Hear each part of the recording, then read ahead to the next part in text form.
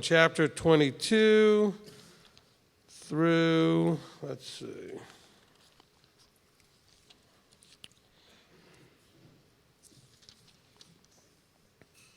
to the end of chapter 28. So 22 through 28. We're going to do all of those chapters today. I hope everybody's enjoying this journey through the book of Devarim, the book of Deuteronomy. All right? Yes. You guys are like, I just woke up. I can't just be clapping. How do you guys do this every year? Don't try this at home, folks. We are professionals. Remember that when you come to visit. Because some of you are thinking, I haven't been able to get up. Listen, I'm at everything. I haven't missed a thing. All right, now. Okay, so a couple of quick announcements. Let's see. Again, Lost and Found is at the admin desk back over there. The nursery, we talked about that. Okay, volunteers needed still possibly for airport transport. I don't know if we had that worked out. So that would be for people leaving and going home on Monday that might need rides to either Asheville or Charlotte. Okay, there's a sign-up sheet for the transport? Okay. Okay, yeah, and if you need a ride, you can sign up there and let us know that you need a ride to the airport. We might ask you to be inconvenienced a little bit so that we have one ride instead of 15 rides so that you may get there earlier than you want, but at least you're there and you don't have to worry about getting a ride, okay? So we might have to put a couple of people together into the same shuttle, so to speak, to get over there. All right. Go ahead and let's review quickly the announcements for activities for today. Of course, we have the service in the afternoon. Okay, that'll be sort of at our somewhat normal time. We'll be starting a little bit later than usual, about 1:30. We used to usually start about 1:15. And then, of course, supper. And then after that tonight, we just have fellowship time, and I'll be doing counseling with those who signed up for counseling. We'll start that at about 7:30. Tomorrow, the last day of scripture reading through Deuteronomy. We'll finish that up. And then in the afternoon, you have the continuation of the Up to the Challenge teaching, and we're going to be talking about control, controlled, and out of control. And then we have dance class again in the afternoon after that. I think I opened up a few more slots for counseling during the dance class. Excuse me. And then, of course, another open Midrash, because after all, that went so well last night.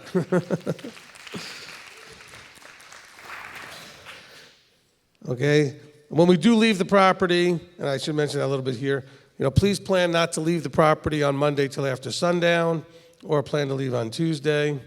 Let's try to leave the place at least as good, if not better, than we found it. So be aware of the stuff that's going on, in your rooms. You don't have to clean it up like, you're preparing for the next people to come in, but just let's not leave it, a complete disaster. And so that'll be on Tuesday when we leave, and then on Wednesday, I'm going to go into a home. For about a month.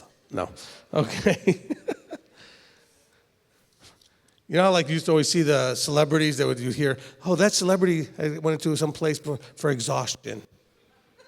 I know what they're feeling. I don't know why they're feeling it. I don't know what they're doing that makes them so tired, except partying too much, but I'm exhausted. All right, here we go. We have today, where's my sheet? I put it down under the list here. Here we go. Let's see, 1, 2, 3, 4, 5, 6, 7, 8, 9, 10, 11, 12, 13 readings. We got 9 chairs, and we got 13 readings. So we got room for 4 more people.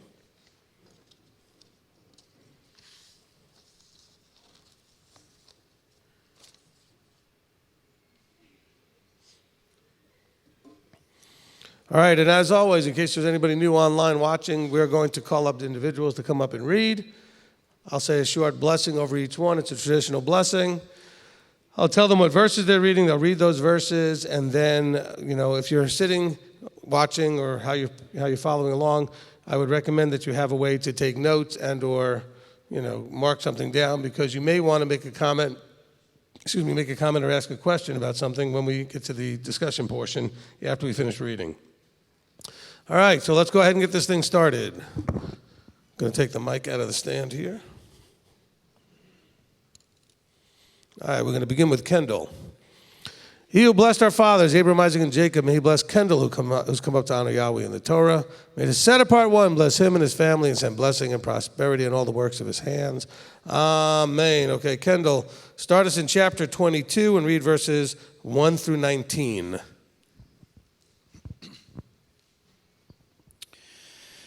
When you see your brother's ox or his sheep straying away, you shall not hide yourself from them. Return them to your brother without fail.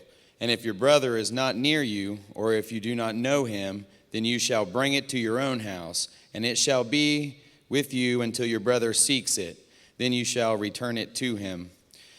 And so you do with his donkey, and so you do with his garment, and so you do with whatever your brother loses, which he has lost and you have found.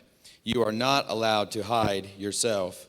When you see your brother's donkey or his ox fall down on the way, you shall not hide yourself from them. Help him, raise them without fail. A woman does not wear that which pertains to a man, nor does a man put on a woman's garment. For whoever does this is an abomination to Yahweh your Elohim. When you come upon a bird's nest along the way, in any tree or on the ground, with young ones or eggs, with the mother sitting on the young or on the eggs, do not take the mother with the young. Let the mother go without fail, and take the young for herself, so that it might be well with you, and that you shall prolong your days. When you build a new house, then you shall make a parapet for your roof, so that you do not bring blood guilt on your house when one falls from it. Do not sow your vineyard with different kinds of seed, lest the yield of the seed which you have sown and the fruit of your vineyard be defiled. Do not plow with an ox and a donkey together. Do not put on a garment of different kinds of wool and linen together. Make tassels on the corners of the garment which you cover yourself.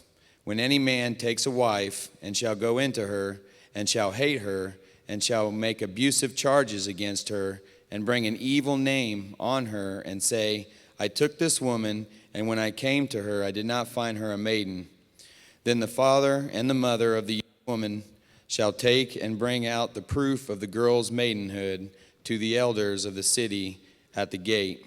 And the girl's father shall say to the elders, I gave my daughter to this man as a wife, and he hates her. And see, he has made abusive charges against her, saying, I did not find your daughter a maiden, and yet these are the proofs of my daughter's maidenhood. And they shall spread the garment before the elders of the city. And the elders of that city shall take that man and punish him, and fine him 100 pieces of silver, and give them to the father of the young woman, because he has brought an evil name on the maiden of Israel, and she is to be his wife. He is not allowed to put her away all his days. Amen. Okay, thank you for getting us off to a good start there, Kendall. Okay, Bob. He who blessed our fathers, Abraham, Isaac, and Jacob, may he bless Bob, who's come up to honor Yahweh in the Torah. May the set-apart one bless him and his family and send blessing and prosperity in all the works of his hands. Amen. Okay, Bob's going to take us now from verse 20 to chapter 23 and verse 8.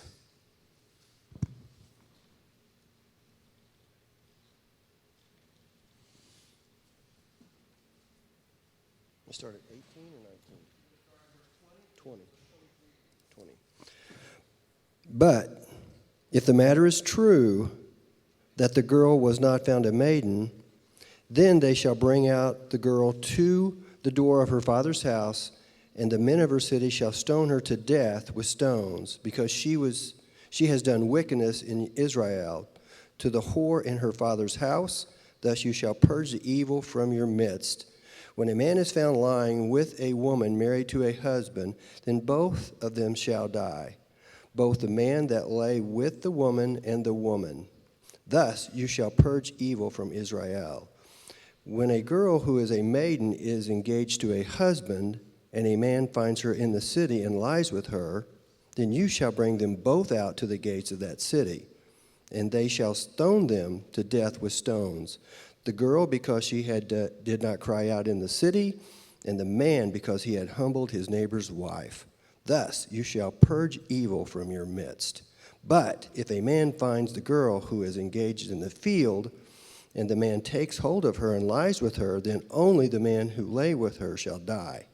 But you shall not do no matter to the girl. The girl has no sin worthy of death, for the matter is like a man who rises against his neighbor and murders him, a being. For he found her in the field, and she cried out, the engaged girl, but without anyone to save her. When a man finds a girl who is a maiden, who is not engaged, and he seizes her and lies with her, and they are found out, then the man who lay with her shall give to the girl's father 50 pieces of silver, and she is to be his wife because he has humbled her. He is not allowed to put her away all his days. And a man does not take his father's wife, nor uncover his father's skirt. He is wounded by crushing of testicles, or whose penis is cut off, shall not enter into the community of Yahovah. A memzer shall not enter the community even of Yahovah, even a 10th generation of his shall not enter the community of Yahovah. An Ammonite or a Moabite shall not enter the assembly of Yahovah, even a 10th generation of them shall not enter the assembly of Yahovah. Because they did not meet you with bread and water on the way when you came out of Mitzrayim, and because they hired you at Baalim and sons of Beor from Pethor and Aram and Nerahiram to curse you. But Yahovah, your Elohim, refused to listen to Balaam, and Yahovah, your Elohim, turned to curse into a blessing for you because Yahovah, your Elohim, loves you.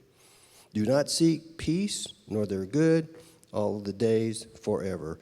Do not loathe an Edomite, for he is your brother. Do not loathe the Mizraim, because you are a stranger in his land. The children of the third generation to be born to them do enter the assembly of Yahovah. Amen. Good job with that, crossing into the next chapter. Okay, next up, Ali. He who blessed our fathers, Abraham, Isaac, and Jacob, may he bless Ali, who's called Tana Yahweh in the Torah. May the set apart one bless him and his family and send blessing and prosperity on all the works of his hands. Amen. Okay, Ali's going to take us now from verse 9 to the end of the chapter.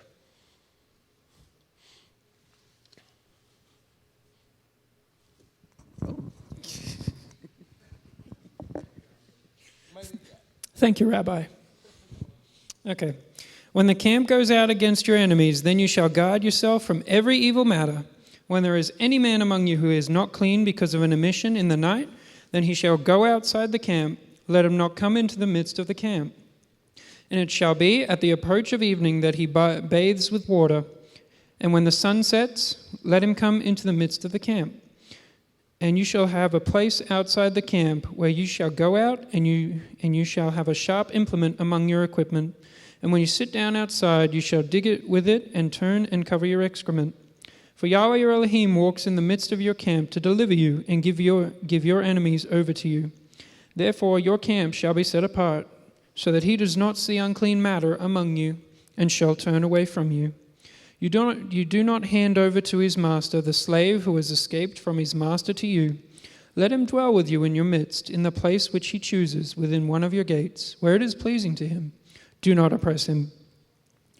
None of the daughters of Israel is to be a cult prostitute, for nor any of the sons of Israel be a cult prostitute. Do not bring the harlot fee of a whore or the pay of a dog to the house of Yahweh your Elohim for any vowed offering, for both of these are an abomination to Yahweh your Elohim. Do not lend at interest to your brother, interest of silver, interest of food, or interest of whatever is lent at interest. To a foreigner you lend at interest, but to your brother you do not lend at interest, so that Yahweh your Elohim might bless you in all that you put your hand to, in the land which you are entering to possess. When you make a vow to Yahweh your Elohim, do not delay to pay it, for Yahweh your Elohim is certainly requiring it of you, and it shall be sin in you.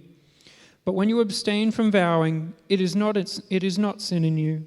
That which has gone from your lips you shall guard and do, for you voluntarily vowed to Yahweh your Elohim what you have promised with your mouth. When you come into your neighbor's vineyard, you shall eat to the satisfaction of your desire, but do not put any in a receptacle of yours. When you come into your neighbor's standing grain, you shall pluck the heads with your hand, but do not use a sickle on your neighbor's standing grain. Thank you, Ollie. Good job. Okay, next up. Okay, Pete. He who blessed our fathers, Abraham, Isaac, and Jacob, may he bless Pete, who's come up to honor Yahweh in the Torah. May the set-apart one bless him and his family and send blessing and prosperity in all the works of his hands. Amen. Okay, Pete's taking us now to chapter 24, verses 1 through 15.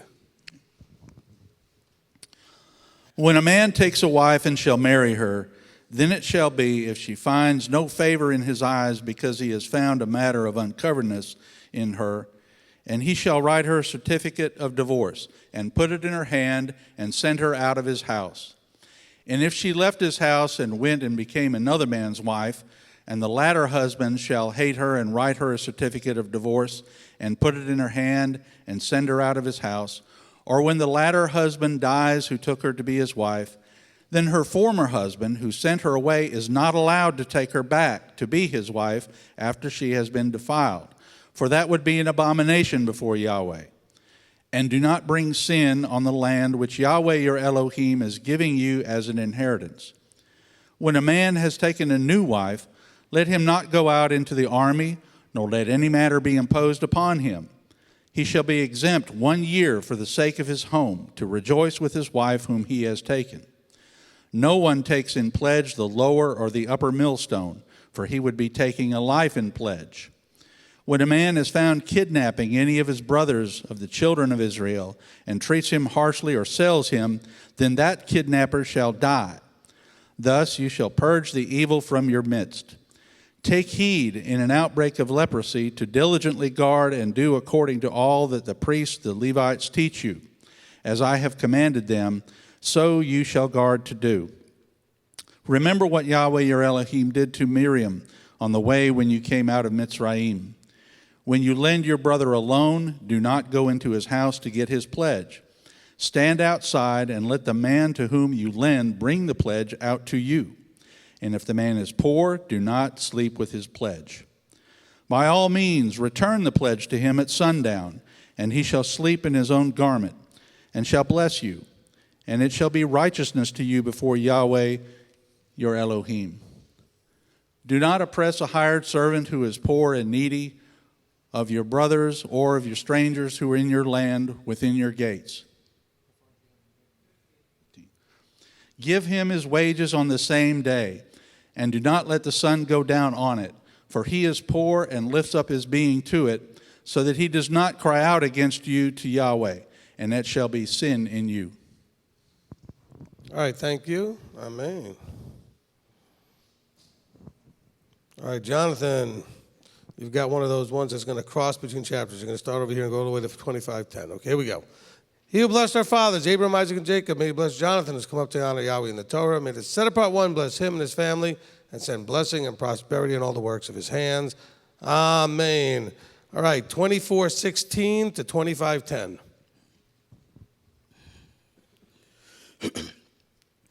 Fathers are not put to death for their children, and children are not put to death for their fathers.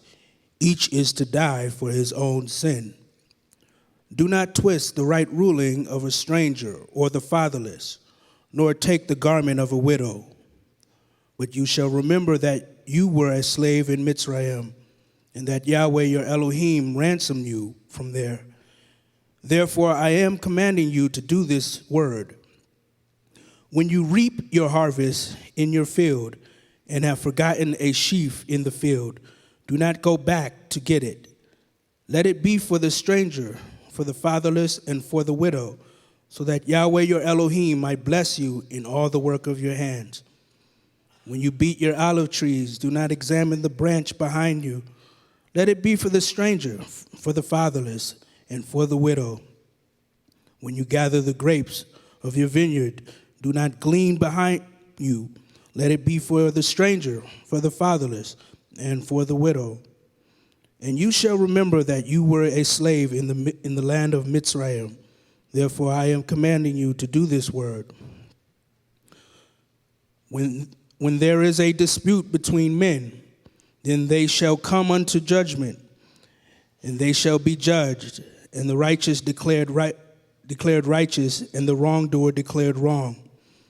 And it shall be, if the wrongdoer is to be struck, that the judge shall cause him to lie down and be struck in his presence with the number of blows according to his wrong. 40 strikes he gives him, but no more, lest he strike him with many more blows than these, and your brother be degraded before your eyes. Do not muzzle an ox while it is threshing. When brothers dwell together, and one of them has died, and has no son, the widow of the dead man shall not become a stranger outside. Her husband's brother does go in to her, and shall take her as his wife, and perform the duty of a husband's brother to her. And it shall be that the firstborn son, which she bears, does rise up for the name of his dead brother, so that his name is not blotted out of Israel. But if the man does not desire to take his brother's wife, then let his brother's wife go up to the gate to the elders and say, my husband's brother refuses to raise up a name to his brother in Israel.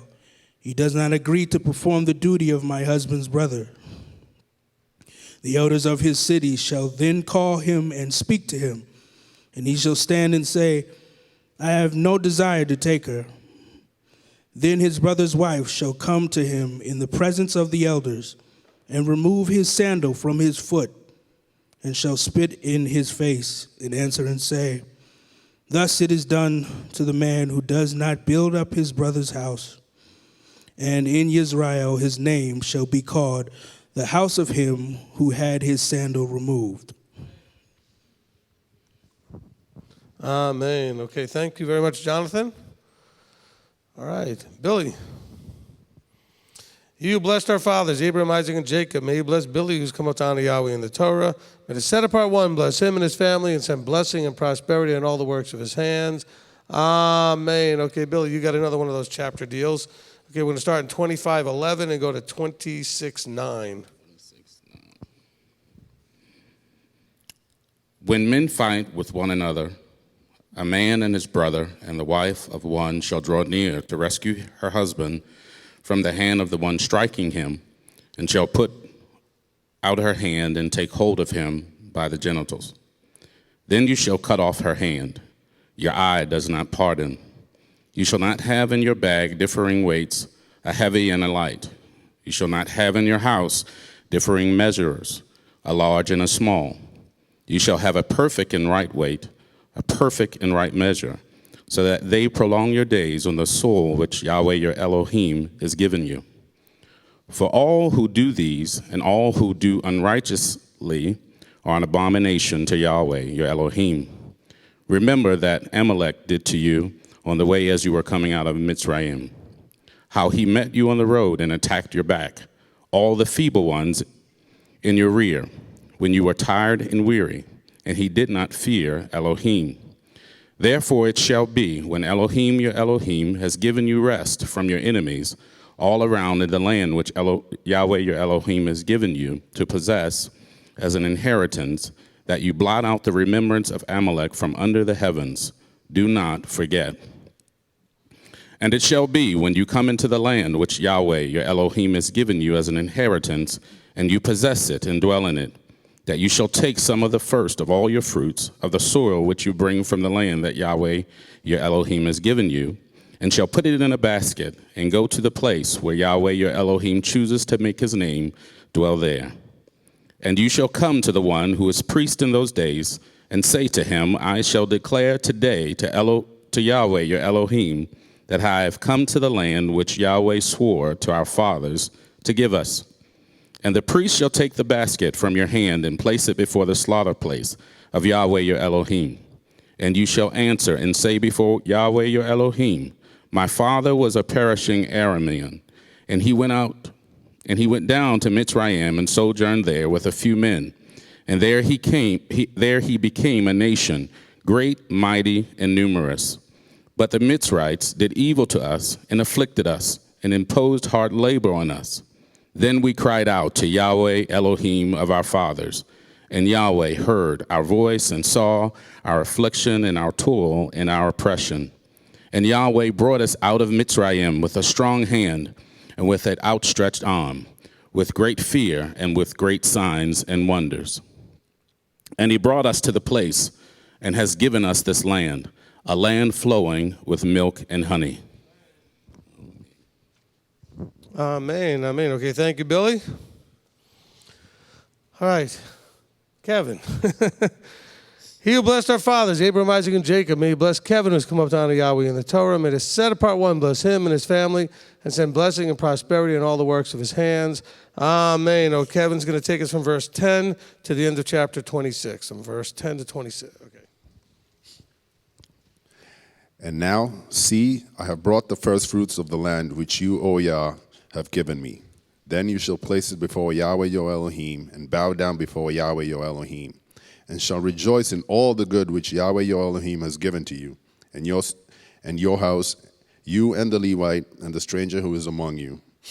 When you have completed tithing all the tithe of your increase in the 3rd year, which is the year of tithing, and have given it to the Levite, to the stranger, to the fatherless, and to the widow, and they have eaten within your gates and have been satisfied, then you shall say before Yahweh your Elohim, I have put away the set-apart portion from my house, and also have given it to the Levite, and to the stranger, and to the fatherless, and to the widow, according to all your command which you have commanded me. I have not transgressed your commands, nor have I forgotten. I have not eaten any of it when in mourning, nor have I removed any of it for any unclean use, nor given any of it for the dead. I have obeyed the voice of Yahweh my Elohim. I have done according to all that you have commanded me. Look from your set-apart dwelling place from the heavens, and bless your people Israel, and the land which you have given us, as you swore to our fathers, a land flowing with milk and honey. Today Yahweh your Elohim is commanding you to do these laws and right rulings, and you shall guard and do them with all your heart and with all your being. You have today caused Yahweh to proclaim to be your Elohim, and to walk in his ways and guard his laws, and his commands and his right rulings, and to obey his voice. And Yahweh has caused you to proclaim today to be his people, a treasured possession, as he has spoken to you, and to guard all his commands, so as to set you high above all nations which he has made for praise, and for name, and for esteem, and for you to be a set-apart people to Yahweh your Elohim, as he has spoken. Amen, amen. Thank you, Kevin. Excuse me. All right, Barbara. He who blessed our fathers, Abraham, Isaac, and Jacob, may he bless Barbara, who's come up to honor Yahweh in the Torah. May the set-apart one bless her and her family and send blessing and prosperity in all the works of her hands. Amen. Okay, Barbara's taking us now to chapter 27 and reading verses 1 through 13. Thank you. And Moshe, with the elders of Israel, commanded the people, saying, Guard all the commands which I am commanding you today, and it shall be on the day when you pass over the Jordan to the land which Yah your Elohim is giving you, that you shall set up for yourselves large stones and plaster them with plaster, and write on them all the words of this Torah, when you have passed over, so that you go into the land which Yah your Elohim is giving you, a land flowing with milk and honey, as Yah Elohim of your fathers has spoken to you. And it shall be, when you have passed over the Jordan, that on Mount Ebal you shall set up these stones, that which I command you today, and you shall plaster them with plaster. And build a slaughter place to Yah your Elohim there, a slaughter place of stones. Do not use an iron tool on them. Build the slaughter place of Yah your Elohim with complete stones, and you shall offer ascending offerings on it to Yah your Elohim, and shall slaughter peace offerings and eat there, and rejoice before Yah your Elohim. And you shall write all the words of this Torah on the stones, plainly and well. And Moshe and the priests, the Levites, spoke to all Israel, saying, Be silent and hear, O Israel. This day you have become the people of Yah your Elohim. And you shall obey the voice of Yah your Elohim, and do his commands and his laws, which I command you today. And Moshe commanded the people on that day, saying, These are to stand on Mount Gerizim to bless the people when you have passed over the Jordan. Shimon, Levi, and Yehuda, and Issachar, and Joseph, and Benjamin.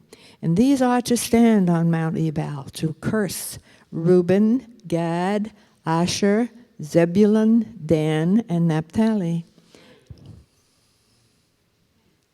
Amen. Thank you, Barbara.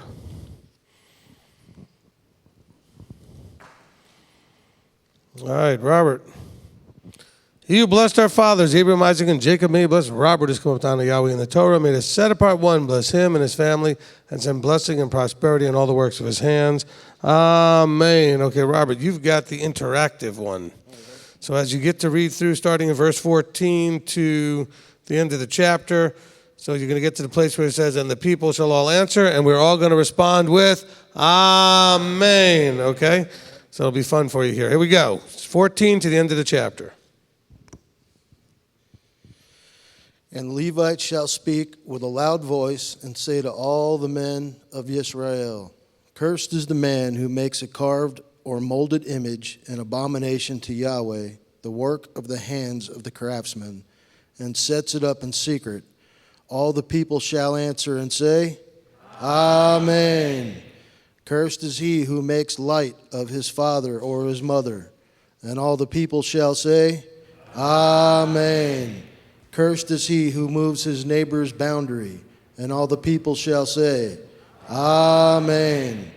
Cursed is he who misleads the blind in the way. And all the people shall say, Amen.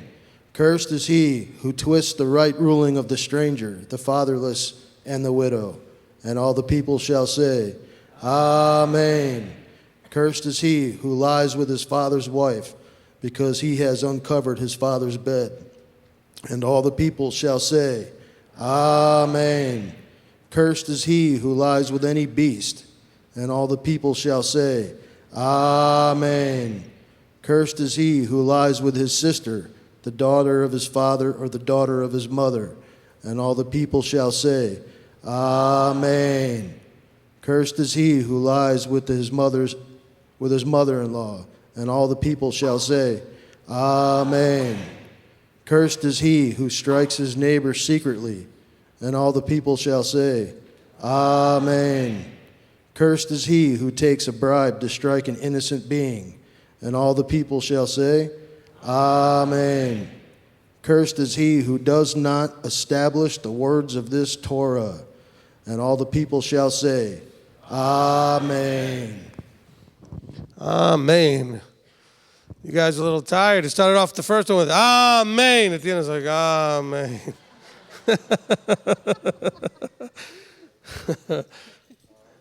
I always listen to see how well you guys can maintain the energy. All right. He who blessed our fathers, Abraham, Isaac, and Jacob, may he bless Janet, who's come up down to Yahweh in the Torah. May the set apart one bless her and her family and send blessing and prosperity in all the works of her hands. Amen. All right, there we go. All right, chapter 28, verses 1 through 14.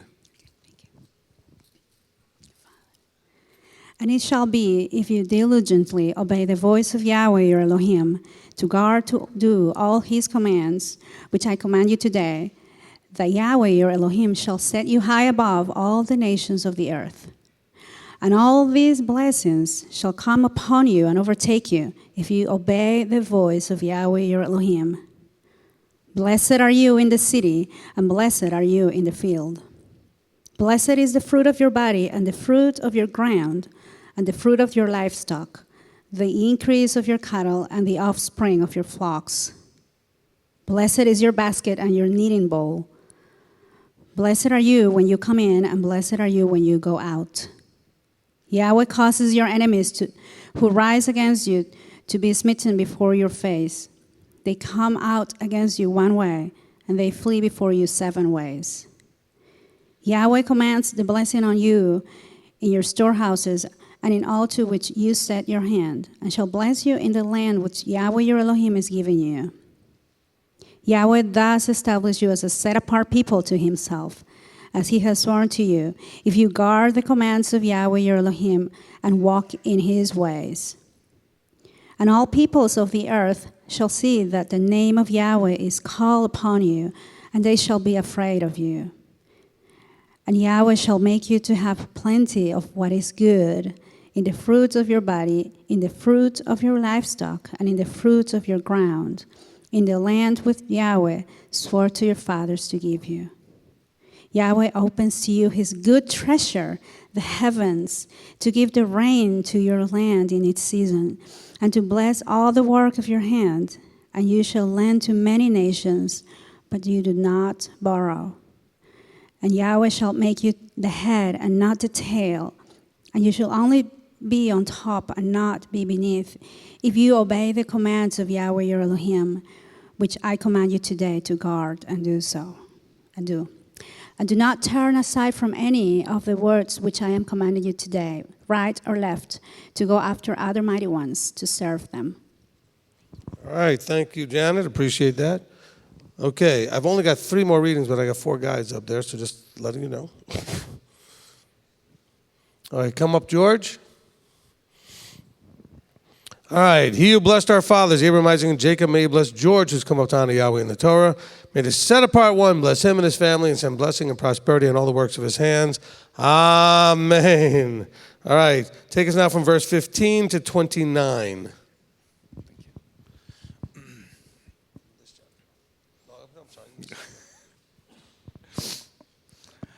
And it shall be, if you do not obey the voice of Yahweh your Elohim, to guard to do all his commandments, his commands, and all his laws, which I command you today, that all these curses shall come upon you and overtake you.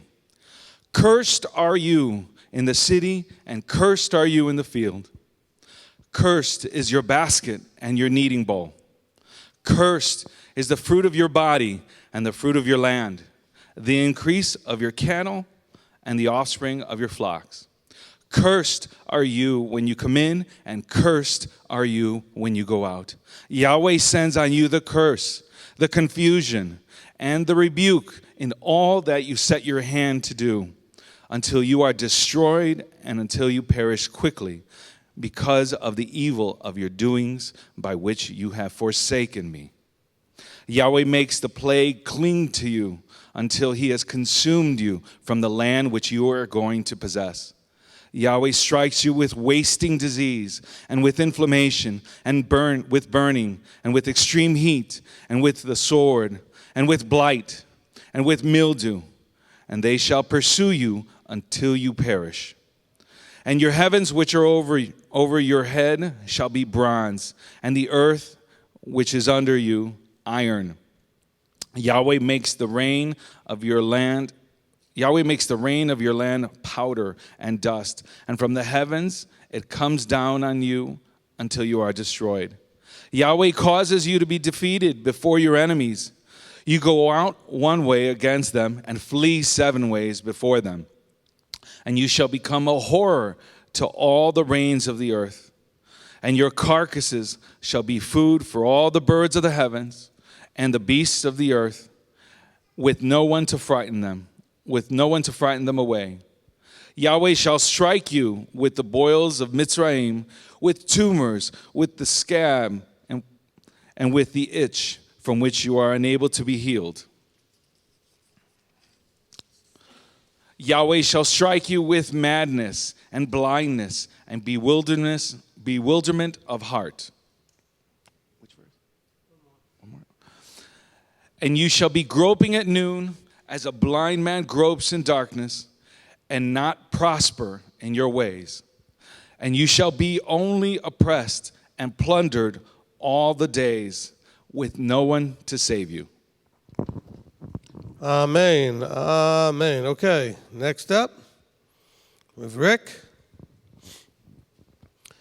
He who blessed our fathers, Abraham, Isaac, and Jacob, may he bless Rick, who's come up to honor Yahweh in the Torah. May the set-apart one bless him and his family and send blessing and prosperity in all the works of his hands. Amen. Okay, Rick, take us from verse 30 to 46.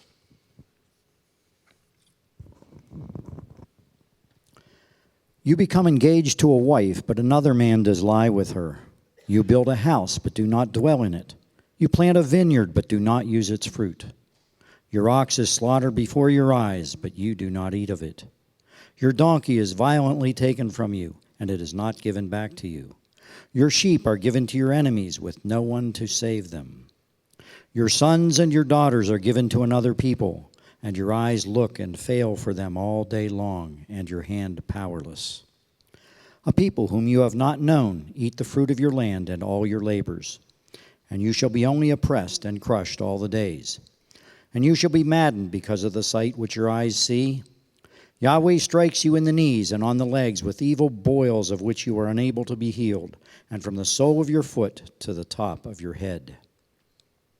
Yahweh brings you and the sovereign whom you set over you to a nation which neither you nor your fathers have known, and there you shall serve other mighty ones, wood and stone. Thus you shall become an astonishment, a proverb, and a mockery among all the peoples to which Yahweh drives you. You take much seed out into the field, but gather little in, for the locust consumes it. You plant vineyards and shall labor, but you neither drink of the wine nor gather, for the worm eats it. You have olive trees in all your border, but do not anoint with oil, for your olives drop off. You bring forth sons and daughters, but they are not with you, for they go into captivity. Locusts possess all your trees and the fruit of your ground. The sojourner who is among you rises higher and higher above you, but you come down lower and lower. He lends to you, but you do not lend to him. He is the head, and you are the tail. And all these curses shall come upon you, and they shall pursue and overtake you until you are destroyed, because you did not obey the voice of Yahweh your Elohim, to guard his commands and his laws which he commanded you, and they shall be upon you for a sign and for a wonder, and on your seed forever. Amen, amen. Okay, thank you, Rick. Okay, last up we've got Tom. He who blessed our fathers, Abraham, Isaac, and Jacob, may he bless Tom, who's come up to honor Yahweh in the Torah. May the set apart one bless him and his family and send blessing and prosperity on all the works of his hands. Amen. Okay, Tom's going to take us from verse 47 to the end of the chapter. Because you did not serve Yahweh your Elohim with joy and gladness of heart for all the plenty, you shall serve your enemies from Yahweh, whom Yahweh sends against you, in hunger and in thirst and in nakedness and in need of all. And he shall put a yoke of iron on your neck until he has destroyed you. Yahweh brings a nation against you from afar, from the end of the earth, as swift as the eagle flies. A nation whose language you shall not understand, a fierce-looking nation which shows no regard for the elderly, nor show favor to the young. And they shall eat the fruit of your livestock and the fruit of your land until they are destroyed. They leave you no grain, nor new wine, nor oil, nor the increase of your cattle, or the offspring of your flocks, until they have destroyed you. And they shall besiege you at all your gates, till your high and fenced walls, in which you are trusting, come down in all your land. And they shall besiege you at all your gates, in all your land, which Yahweh your Elohim has given you. And you shall eat the fruit of your own body, the flesh of your sons and your daughters, whom Yahweh your Elohim has given you, in the siege and distress in which your enemies distress you. The man among you who is tender and who is very delicate, his eye is evil against his brother, against the wife of his bosom, and against the rest of his children whom he leaves behind, against giving any of them the flesh of his children that he eats, because it is all that he has been left to him in the siege and distress with which your enemy distresses you in all your gates. The tender and the delicate woman among you who have not tried to put the sole of her foot on the ground because of her delicateness and tenderness. Her eye is evil against the husband of her bosom, and against her son, and against her daughter,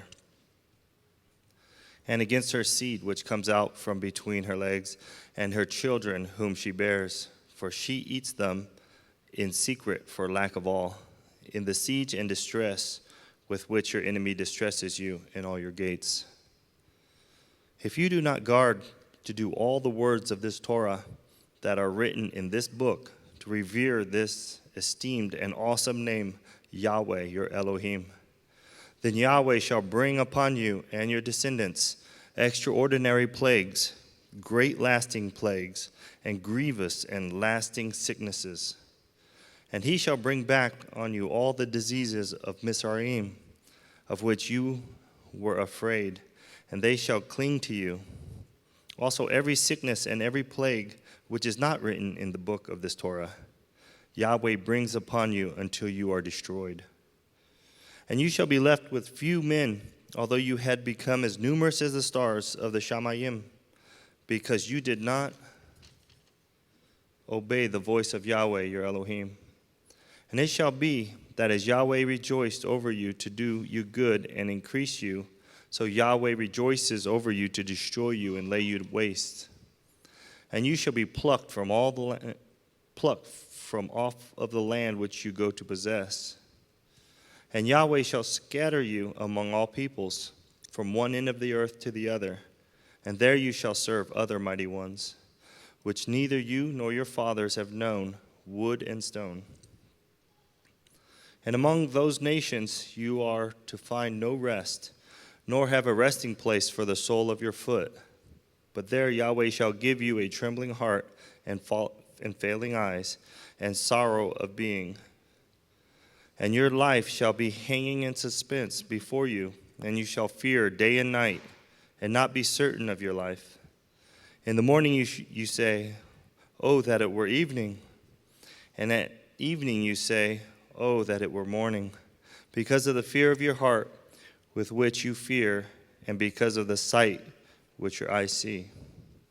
And Yahweh shall bring you back to Mizraim in ships, by a way of which I said to you, you are never to see it again. And there you shall be sold to your enemies as male and female slaves, but no one to buy. Amen. Amen. Okay, thank you, Tom.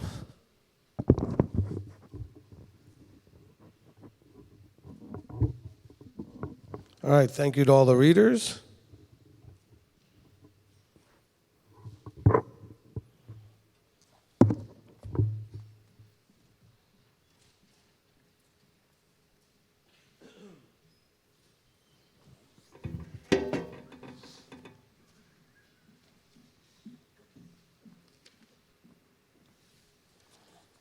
All right, just getting reset here.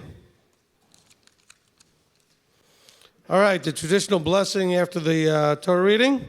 Baruch atah Yahweh Eloheinu melech haolam asher natan lanu Torat emet v'chayei olam nata b'tochenu. Baruch atah Yahweh noten haTorah. Amen. Okay, there you go. Blessed are you, Yahweh your Elohim, King of the universe, who has given us a Torah of truth and has planted eternal life in our midst. Blessed are you, Yahweh, giver of the Torah. Amen. All right. Now, a lot to come. 30. Try to be on time. I know it's a little rushed to have lunch and hurry up and get over here. Also, we have this evening, we have scheduled some the counseling sessions. So if you signed up, just remember that you signed up for some counseling sessions. Okay? Tomorrow, we finish up the Deuteronomy readings in the morning, and then we have the second part of the Up to the Challenge teachings, as well as some dance classes, and another open Midrash. Yay. Okay, so if you're going to need transportation to the airport and have not already made arrangements for it for on Tuesday, we do have a sign-up sheet in the back, so please do that. Also, we need volunteers. If you can volunteer to take some people to the airport, that would be great. All right. Don't forget, Lost and Found is at the back desk and also at the main lobby in Pritchell Hall, which is the main lobby of the property here, the big building with the big sign Ridgecrest on it. Okay. All right, so as always, when we do these Torah portion studies, or when we go through these books, we do want to make sure that as we go through the questions and everything, as best we can, we should go through chronologically so we catch the flow of what's going on. And a lot of times that way we won't miss something that was already said that would have explained something that came later that we could have maybe missed, okay? So we'll have everybody who wants to ask a question, if you can make your way up here to the front row or the front two rows, and we can have you kind of waiting next to go ahead and do that, to ask the questions. If you're online, we have Kurt and Rob manning the online desk. Please respect their authority there, and the questions that are being asked are not for you online to be answering, okay? The people are asking the question of the council here and to hear opinions from here. They're not looking for answers necessarily from the rest of you guys on the online. No offense, don't take it, don't be offended, okay? That's not the proper order and structure. Also, a warning.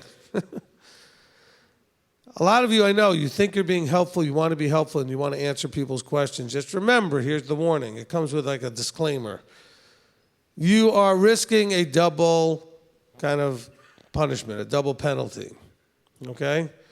Because when you are the ones who step out, if you say something and people do what you say, then if you're wrong, it comes back on you double. All right, there's a double responsibility. And so just kind of keep that in mind. Now, that doesn't mean that if you're willing to take that risk, you should be typing in on our live stream. I'm just saying in general, okay? So please, let's respect that authority. Okay.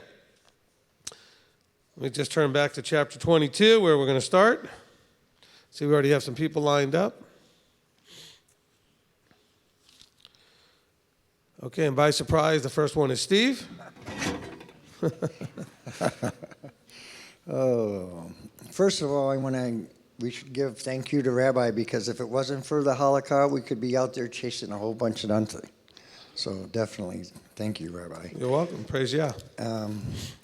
Because the 22 here, let me see if I can read this here. When you see your brother's ox or a sheep stray away, and you shall not hide it from yourself from them, return it to your brother without fail. If your brother is not near you, or if you do not know him, then you shall bring it to your house, and it shall be with you until your brother seeks it, then you shall return it to him. To me, I found that here we're instructed to go far beyond just getting involved and helping out. To me, the question is, do we not get involved because it's more than we want to get troubled with, or other reasons? So I asked Rabbi, for those who aren't in that group, where's the guideline for people who actually aren't able to step in and do what we're instructed here? Okay, well, remember, this is dealing here. Thank you, Steve. Very good. When you see something that you know is somebody else's, I mean, especially saying here specifically with your brothers, you know whose it is, okay? That you should make the effort to get it back to them. And of course, if you can't find them, then you could take care of it and have a sort of fiduciary covering for it until you can actually get it back to them, all right? I know we have a lot of people, hopefully not so many in the body, but a lot of people that I've run into over my lifetime who don't seem to have a problem borrowing and forgetting that it's yours. Or they don't have a problem leaving something out and then getting mad at you if you found it, but you couldn't find them and whatever. A lot of accusation stuff goes on. But we should be aware of our stuff, and then if you happen to be aware of somebody else's stuff, that we do our best to get back that person's stuff, okay? There's a theme, I guess, that you could also see going throughout the scriptures, that which belongs to Yah belongs to him. That which belongs to you belongs to you. There's an idea of boundaries, of ownership, and there's a little theme of that plays through a lot of these things. So let's kind of keep that in mind. That was a good point to kind of bring up to help us think about, what belongs to who and what belongs to what. Even things like answering questions on live streams or we have this problem on the MTOI group page in Facebook. It says on the guidelines and it's in the pinned post that people aren't supposed to try to answer the questions, let the leaders do it, and they don't always listen. Was that just me or did the sound cut out? Did it cut out? We have to figure out why this mic keeps doing that. Okay. All right. Who's next? All right, Santi? Shabbat Shalom. Shabbat Shalom. I would like to talk about chapter 22, verse 9. Do not sow your vineyard with different kinds of seed, lest the yield of the seed which you have sown and the fruit of your vineyard be defiled. It's talk about mixing seed. when I was studying in nutrition school, we were taught that do not take food grown with genetically modified.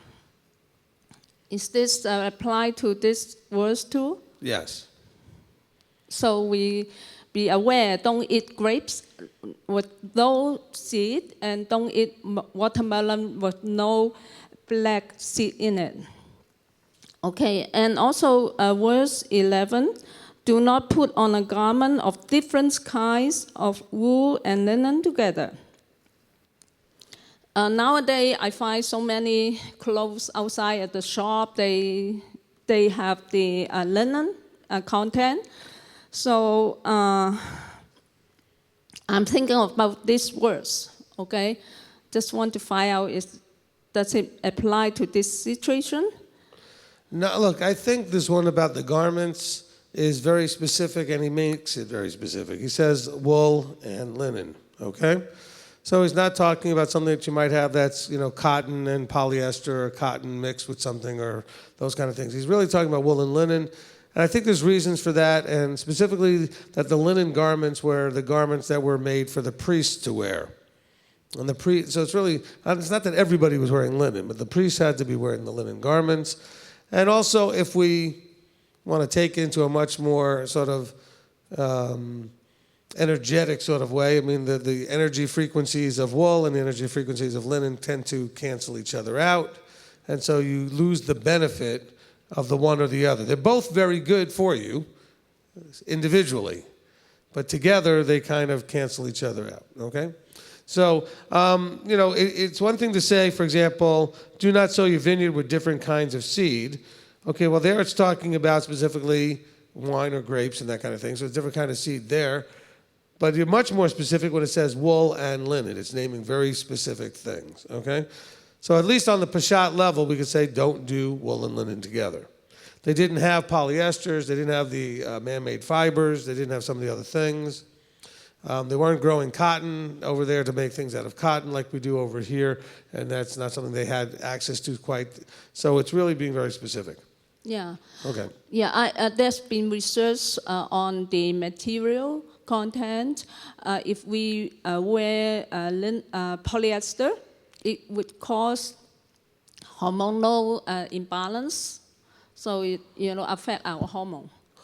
Yeah, it could be. I don't have enough research on that. Okay. Okay, I have question on chapter 22, verse 21 and 28 to 29. 21, it talks about wickedness and whore in the father's house. And 28 talked about a man find a girl who is a maiden who is not engaged and sees her and have sex with her, and the man need to pay fine and then have to take her to his wife. How are those verses applied today? They don't. Okay, you have to understand very much that, there's a concept in here, I guess that we could apply, but the actual literalness of it, you have to remember, again, when you're dealing with law, okay, and I can look over at my prosecutor over here. When you're dealing with law, you have to understand that law has parameters, jurisdictions, who it applies to, where it applies to, when it applies, all those kind of things that you have to be aware of. And most of the laws that you read about here, like these ones particularly, not the ones where like don't eat this and don't eat that, or you individually do things, but when we're dealing with stuff that requires judgment, that judgment meaning between an issue between people, that judgment is for corporate Israel as a nation in the land. And you can't apply it outside of that.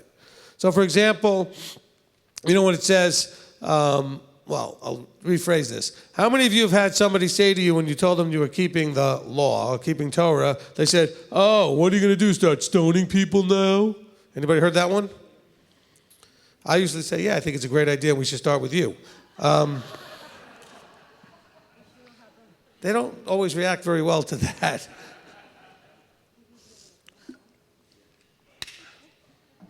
No, actually, what I ended up saying is, no, we don't. Oh, so you're not keeping the law. No, it would be breaking the law to do that today. Not because of U.S. law, whatever, but because you cannot implement that outside of the land in corporate Israel. It's not a law for us to do anywhere without it having the jurisdiction. You have to have the right witnesses, the right judges, and all that other things set up. We don't have the structure for it. Okay, so this stuff happening here, which is trying to deal with the taking advantage of young women or married women.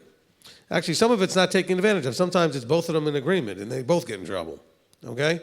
And so to implement making somebody pay or making somebody marry, that's not something we can really deal with. Now, the lesson we can get out of it is this. You see the seizing, it's almost like rape, or maybe literally is talking about like a rape situation. Well, I think that one of the ways to discourage that, at least as they were trying to do here, is to say, look, if you're going to do this, it's not just that you're going to get, say, arrested. You're going to have now have her as wife and treat her appropriately as wife, and the community will be there to watch and make sure that you give her all the respect and honor of wife. So don't just go around grabbing women and won't go to sleep with them. And by the way, this might not have been like rape as in the violent stuff, just more sexual and taking advantage of, which doesn't diminish it being awful, but just saying is you need to understand that this. And the reason I say make the difference is because some people, when it's the violent rape thing, this is like any other violent criminal mind, they're going to do what they're going to do and they're going to end up with their punishment. But this is talking about you need to think twice because you're going to need to be thinking this is going to be your wife. Because some of you are thinking, why would I want to be wife to that guy? You wouldn't want to be. But why would he want to do that to you if he knows he has to take you as his wife? All right? The guy that's being overly aggressive and just says, she looks pretty cute. I think I want to take her. I don't want her as my wife. I just want to have sex with her. Well, if you know the community is now going to find out about it and make you have her as wife, you might think twice about it because now you have to treat her appropriately. And that's part of the safety of being in a proper community. And so that's very good. Okay, did that help with the question? Yeah. Okay. Thank you. You're welcome. Okay, Janice? And Rob, just let me know when we need to jump it over to you guys. Okay, but that's very important that we understand law. Okay, law is law universally and is the way it's always been. Law is about who it applies to, when it applies, where it applies, who gets to implement it, how it gets implemented, etc. All right? Go ahead. Okay, I'd like to revisit chapter 9 with the vineyard and different seeds. Verse 9. Yeah, thank you, verse 9. Is it referring only to grapes? Because as someone who gardens in Florida, if we plant different crops with different things, we end up with better pest control. I don't want to go against. It's not talking about, in my opinion anyway, I don't think it's talking about complementary seeds. Okay. Well, it's talking about, in this case it says, do not sow your vineyard with different kinds of vineyard seeds. In other words, it's not trying to mix the same stuff. Thank you for the clarification. Okay? So, because when you're doing the pest control thing, you have completely different plants that have nothing to do with each other, but for whatever reason, they actually work complementary to each other. Okay? Thank you. You're welcome. Okay, go ahead and take it to the live stream. In line with the grapes and such. So someone asks, so I'm not allowed to eat seedless grapes or watermelon. Please, well, yeah, so not allowed to eat seedless grapes or watermelon because they're... Okay, I don't know that I have a strong enough opinion on that. Look, the natural fruit is seed-bearing fruit, so, are seedless grapes naturally occurring? I don't know that they ever were or not. I haven't done that kind of research, okay? Of course, it doesn't say not to eat them. It says not to sow your field with them, but I'm just saying. Okay, so it's wait, hold on with the mic. Yeah, we'll get it back to you in 1 second. So, look, again, these laws that it talks about with your field, they go back to the jurisdiction thing. Just like the Shemitah laws go back to the jurisdiction thing. Okay, you're not in the land, and so you're not subject to the same regulations as you would be in the land. But I think the lesson we could take out of this today is, I agree 100% with Santi said about avoiding genetically modified stuff. So I would not be eating the GMO stuff. That to me is mixing seed on the extreme level. It may actually be, we don't know the technologies and understandings these people had going back that far. Because we're finding all kinds of ancient stuff that's going on. We go, how did they do that? Okay? We still can't build a pyramid and have no idea how they did it. Okay? So, they may have been trying to modify some things. We don't know what they were doing. So I wouldn't overthink it. I wouldn't worry about it. It's not on the kashrut list. There's no place that says you shouldn't eat it. Okay, but it's talking about sowing mixed seed. It's talking about the last. So I'm just going to leave it at that for right now. Okay? What do you have? Just a comment on that is there's a difference between engineered, like, the seedless watermelon, the grape seed. I think, because, example is back in the first, second century, carrots were never orange. And then the king's last name was Orange, so to respect the king over in Europe, they just basically just crossbred all the carrots, and now the carrots are all orange. That's all we know as, but that was a long time ago. So there's a difference between engineered, because I've had tomato plants, they grew together, they were so close, they just kind of cross-pollinated, and I ended up with a odd-colored tomato, and it was just because they just cross-pollinated. Right. So I mean, look, this is again, some of those things that people get overly wrapped up in. It's in there, so I don't want to make it sound like it's trivial. But we just have to, be careful that we're trying to understand something that they would have understood clearly that we don't. Okay? And by the way, this is the kind of stuff that causes us to end up with Talmud. That's where the Talmud came from. It came from these kind of things and people going, what does it mean? And then a bunch of rabbis would argue, and they may or may not have come to a conclusion as how to apply this kind of thing. And I can tell you, these verses right here absolutely are in Talmud with the answers to these questions, the way they come up with it. Now, the good thing about if you actually were to read it, now I'm not saying you should, but I'm saying if you did, you get to see that they argued about these things. And you get to get a sense of the mindset and the culture of the time when they were arguing, because it's based on how things were done at those times. Okay? Same way if we were to make, like when you ask something like, is it okay to warm up our food? Remember we talked about that last night. Okay. That's actually a Talmudic decision. See, the mic went out again. That's actually a Talmudic type decision. Not that we went to the Talmud, but the leadership of MTOI got together, had a conversation, and came up with a halakhic interpretation. That's like an MTOI Talmudic thing, okay? It's a way to apply it today according to the leadership at the time. That's really all the Talmud is, okay? Problem that it turned into is that people took it as equal to Torah, all right? Or even sometimes higher. They'll quote Talmud over Torah. That's where we run into a problem. Okay, this is really starting to irritate me. We need to figure out this mic situation. I don't know what's going on. All right. Who's next?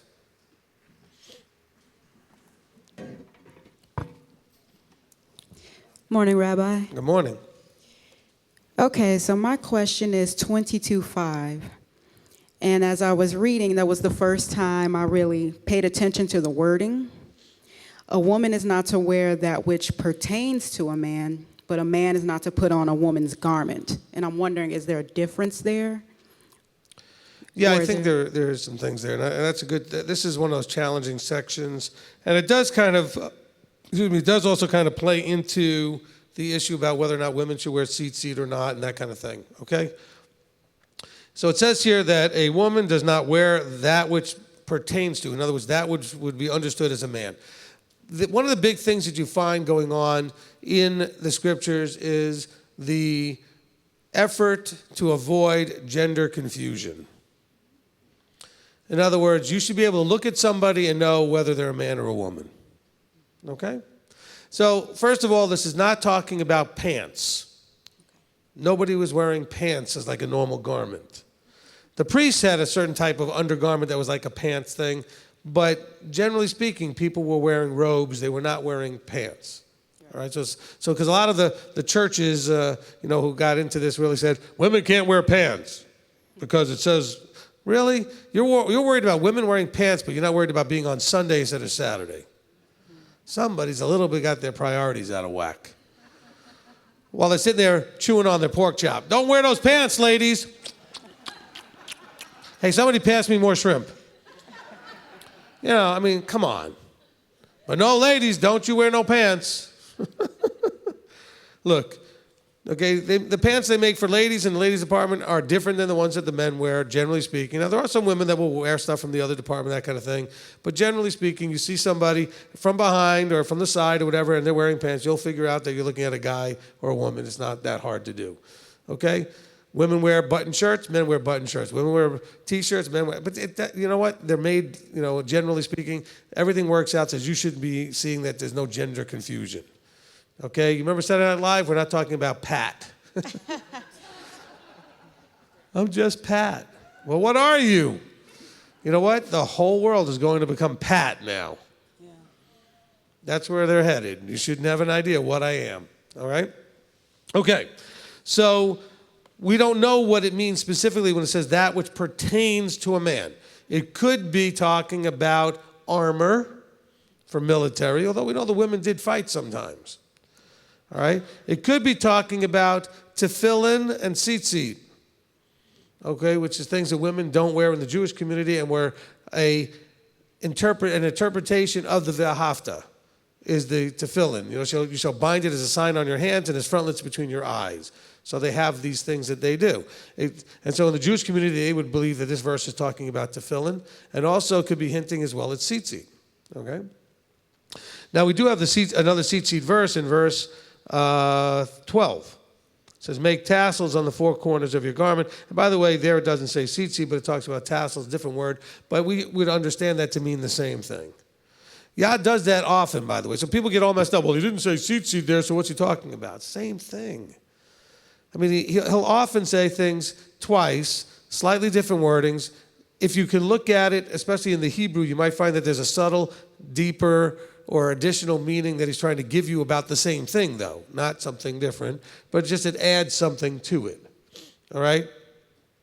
Like saying, you know, the 6 things Yahweh hates, but the 7th is an abomination. Well, really, the 7 things he hates. Okay? And so then he says, yeah, but there's 7 of them, and to him is an abomination. Or you can say the 7th one is the abomination. There's all kinds of ways you can look at what he's trying to say. So we are again stuck with a Talmudic interpretation. Not theirs, but even ours. I mean, what does that mean? Now, the other part of it's pretty clear. A man doesn't put on a woman's garment. Don't dress and make yourself look like a woman. Okay? So that whole idea, the cross-dressing thing going on, these things are an abomination, okay? So hopefully that makes some sense. That's the best I could do for that for right now. Thank you. Did anybody else want to chime in on that? Okay. Next question. Okay, Jonathan. Thank you, Rabbi. This is chapter 26. I don't know if someone wants to come before this. Yeah, let's still keep going with 22 and 23 like that first. Anybody got 22, 23? 23, go ahead. So 23:1 is talking about if you're wounded by your balls or cut off your penis, you can't enter the kingdom and stuff. There's a lot of genital talk in these Torah portions here. Would a vasectomy be considered similar to this? Okay. Again, we go back to the parameters of law. We're not in the land, so let's not worry about this for right now. Okay? When we're talking about things like birth control, like vasectomies and hysterectomies and that kind of thing, you know, people doing things to handle those things. Some of those things are done for health reasons. Okay? Often, especially for the ladies. Okay? So I don't have a good answer for you there. It doesn't really say clearly here what the issue is, but here it's talking about something that got damaged in some sort of it's an injury. Okay, crushed, wounded, that kind of thing. Okay? So, you know, having something done medically, I don't think falls into that category. And it's also not doing it to the external part, which is what they're talking about here. It's done internally. And so it doesn't affect the external part at all, and I don't know how that matters at all, but It is different, when we're dealing with something internal. Okay, tying of tubes or sealing up so the sperm can't come out, that kind of thing. This is all done inside, and the outside genitalia is not affected by it. Okay, so I don't know. But he's talking about how they come into the assembly, and this is an important section to a certain degree because it gets us eventually to verse 3. I wanted to cover verse 2, though, because that really messes a lot of people up, and I want to encourage you. When it says, no one of illegitimate birth, it says a mamzer, no one of illegitimate birth does enter the assembly, even unto the 10th generation. And some of you are thinking, but my parents, maybe I don't even know who my parents are. I know one. Maybe you were adopted, you don't even know one. You don't even know either of them. But maybe you know that, I know who mom is. Mom doesn't even know who dad was. And they certainly weren't married. And so what is it? Please do not feel concerned. We said this yesterday during the Up to the Challenge teaching. Yahweh called you exactly where you are, fully knowing where you came from. So you can clap for that. Okay?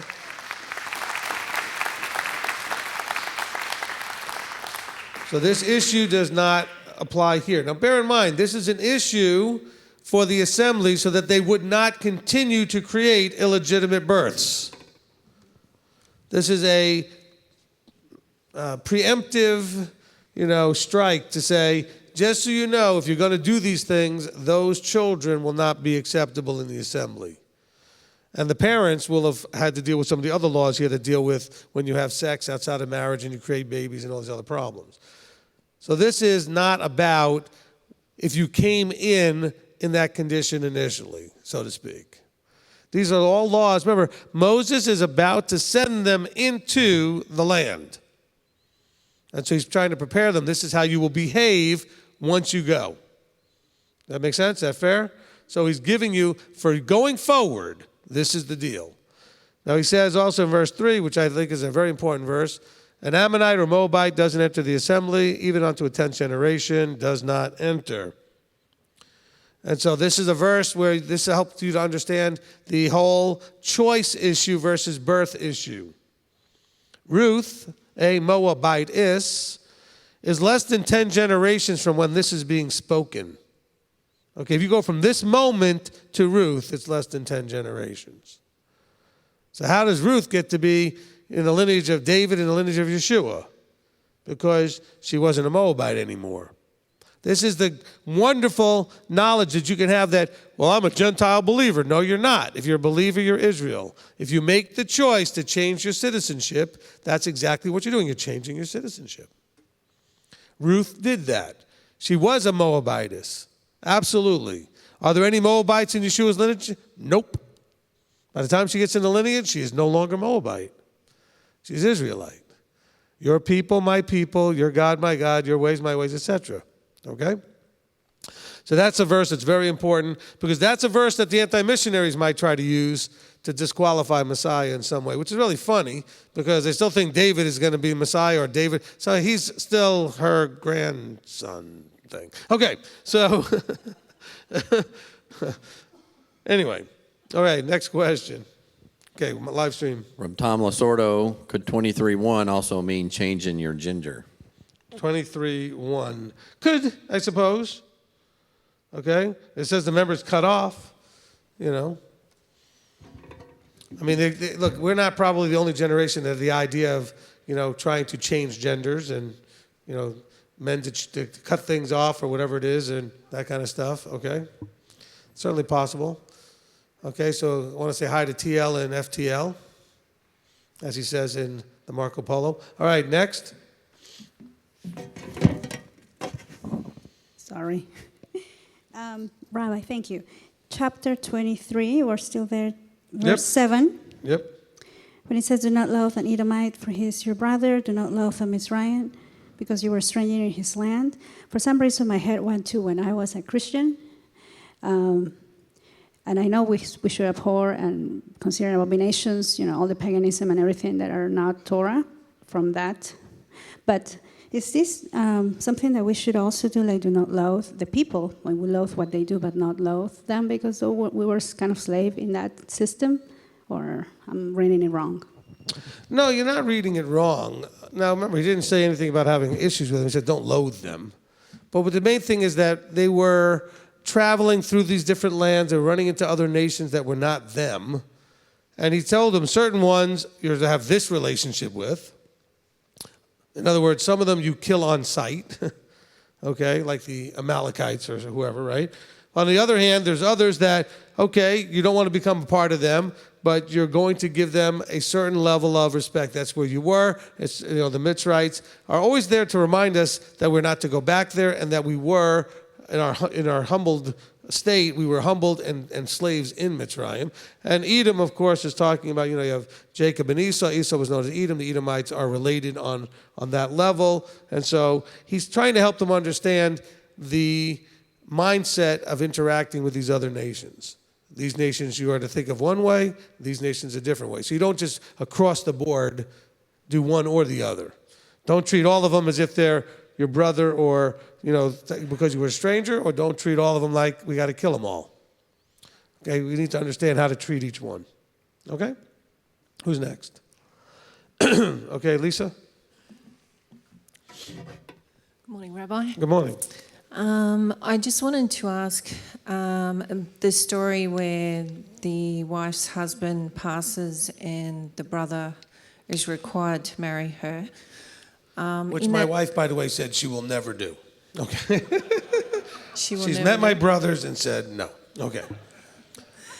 I'm just wondering whether in that situation, did it say that her father was not around? And would it have been reasonable to go back to her father, or does she actually switch marriages in that situation?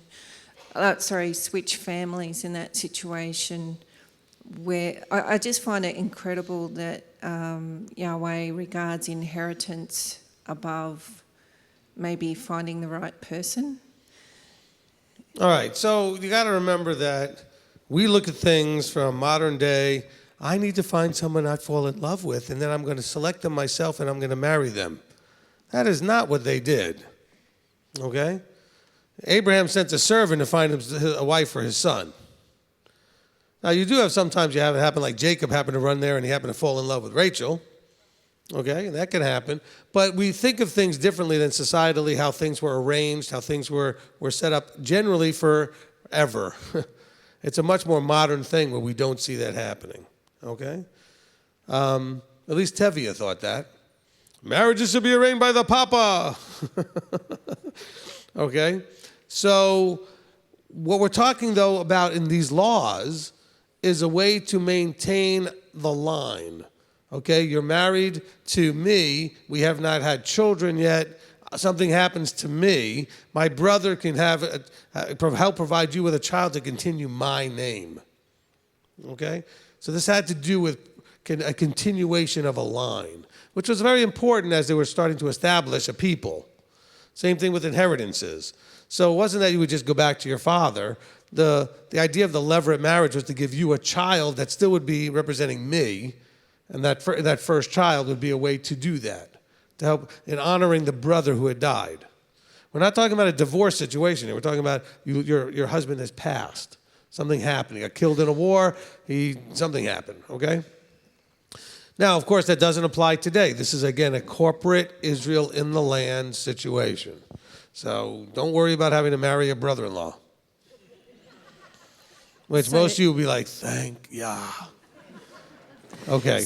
So do you still think the father would have been involved with that decision? Well, the only father that would be involved with that would be the father of the brother who died if it went up that high. And that was a problem with Judah. Okay? Judah didn't want to do that. That's really weird. Not weird they didn't want to do it. It's just really weird that he would have to do that. But that was sort of normal at the time.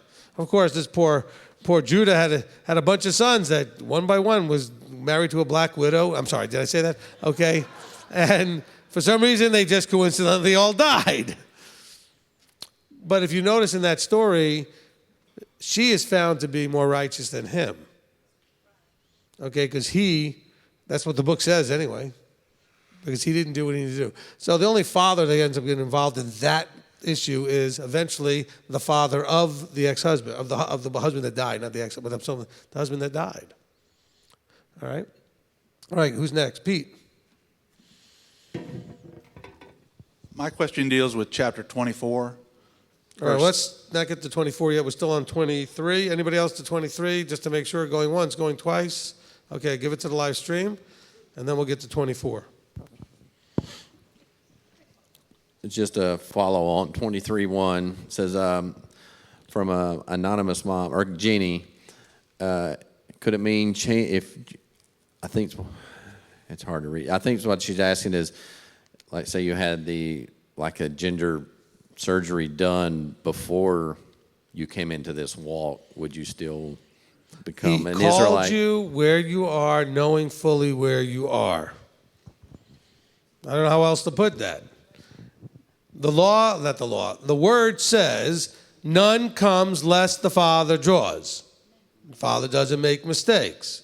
So if he drew you and you were gay, he drew you when you were mangled and beat up, he drew you when you were handicapped, blind or maimed or quadriplegic, he called you knowing what you were.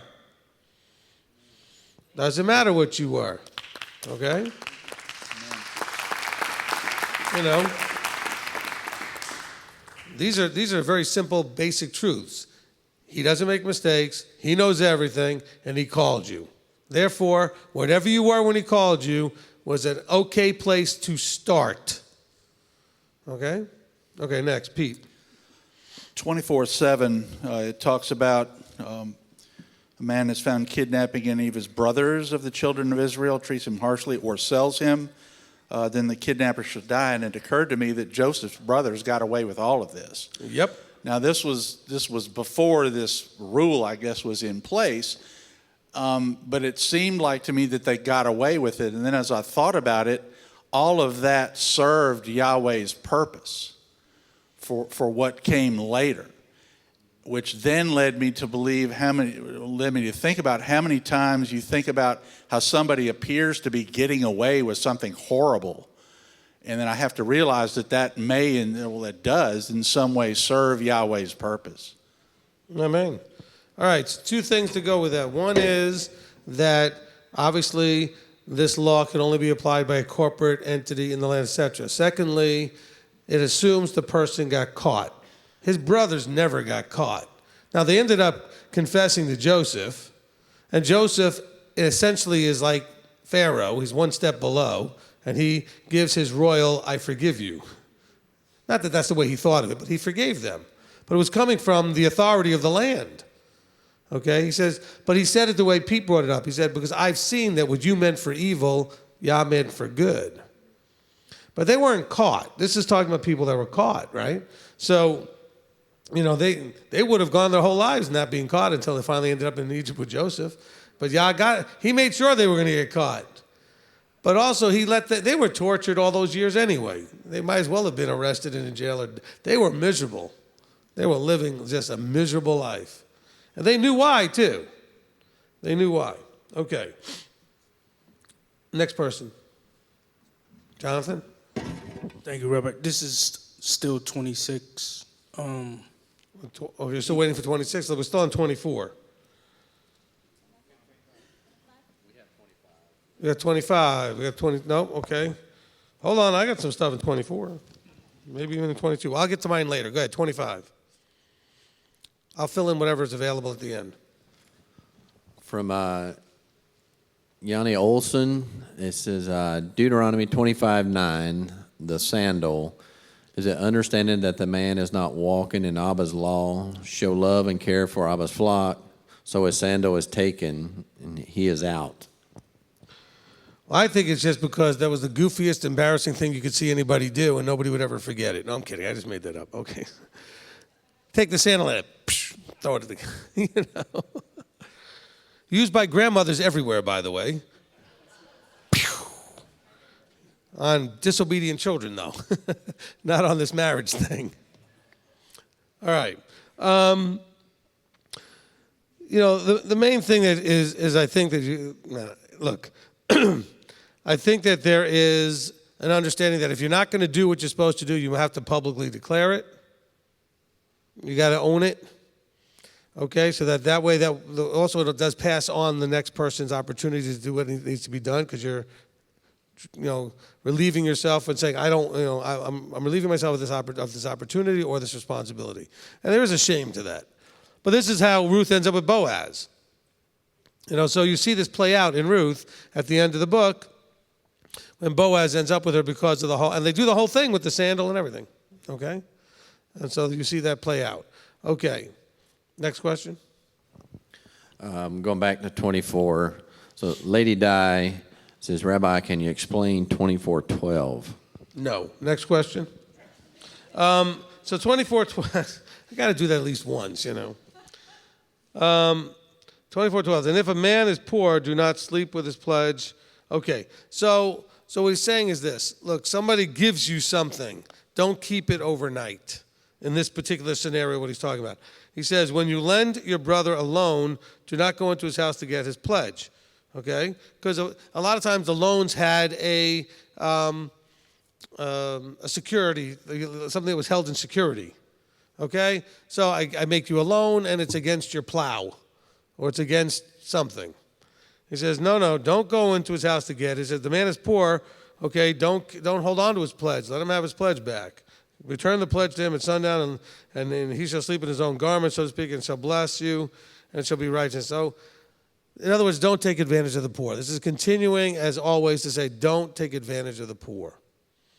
Okay, so the pledge is the security that was used against the loan.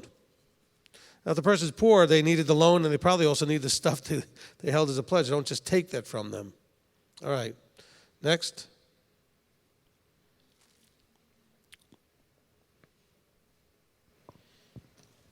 All right, that's it for live stream for right now. Jonathan, 26.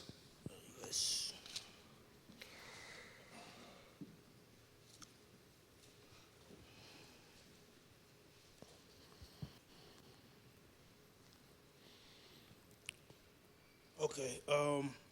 Rabbi, a few Shabbats ago, you were mentioning going into your third year of tithing. Yep. And I went back to teaching, and I still had a question on the detail.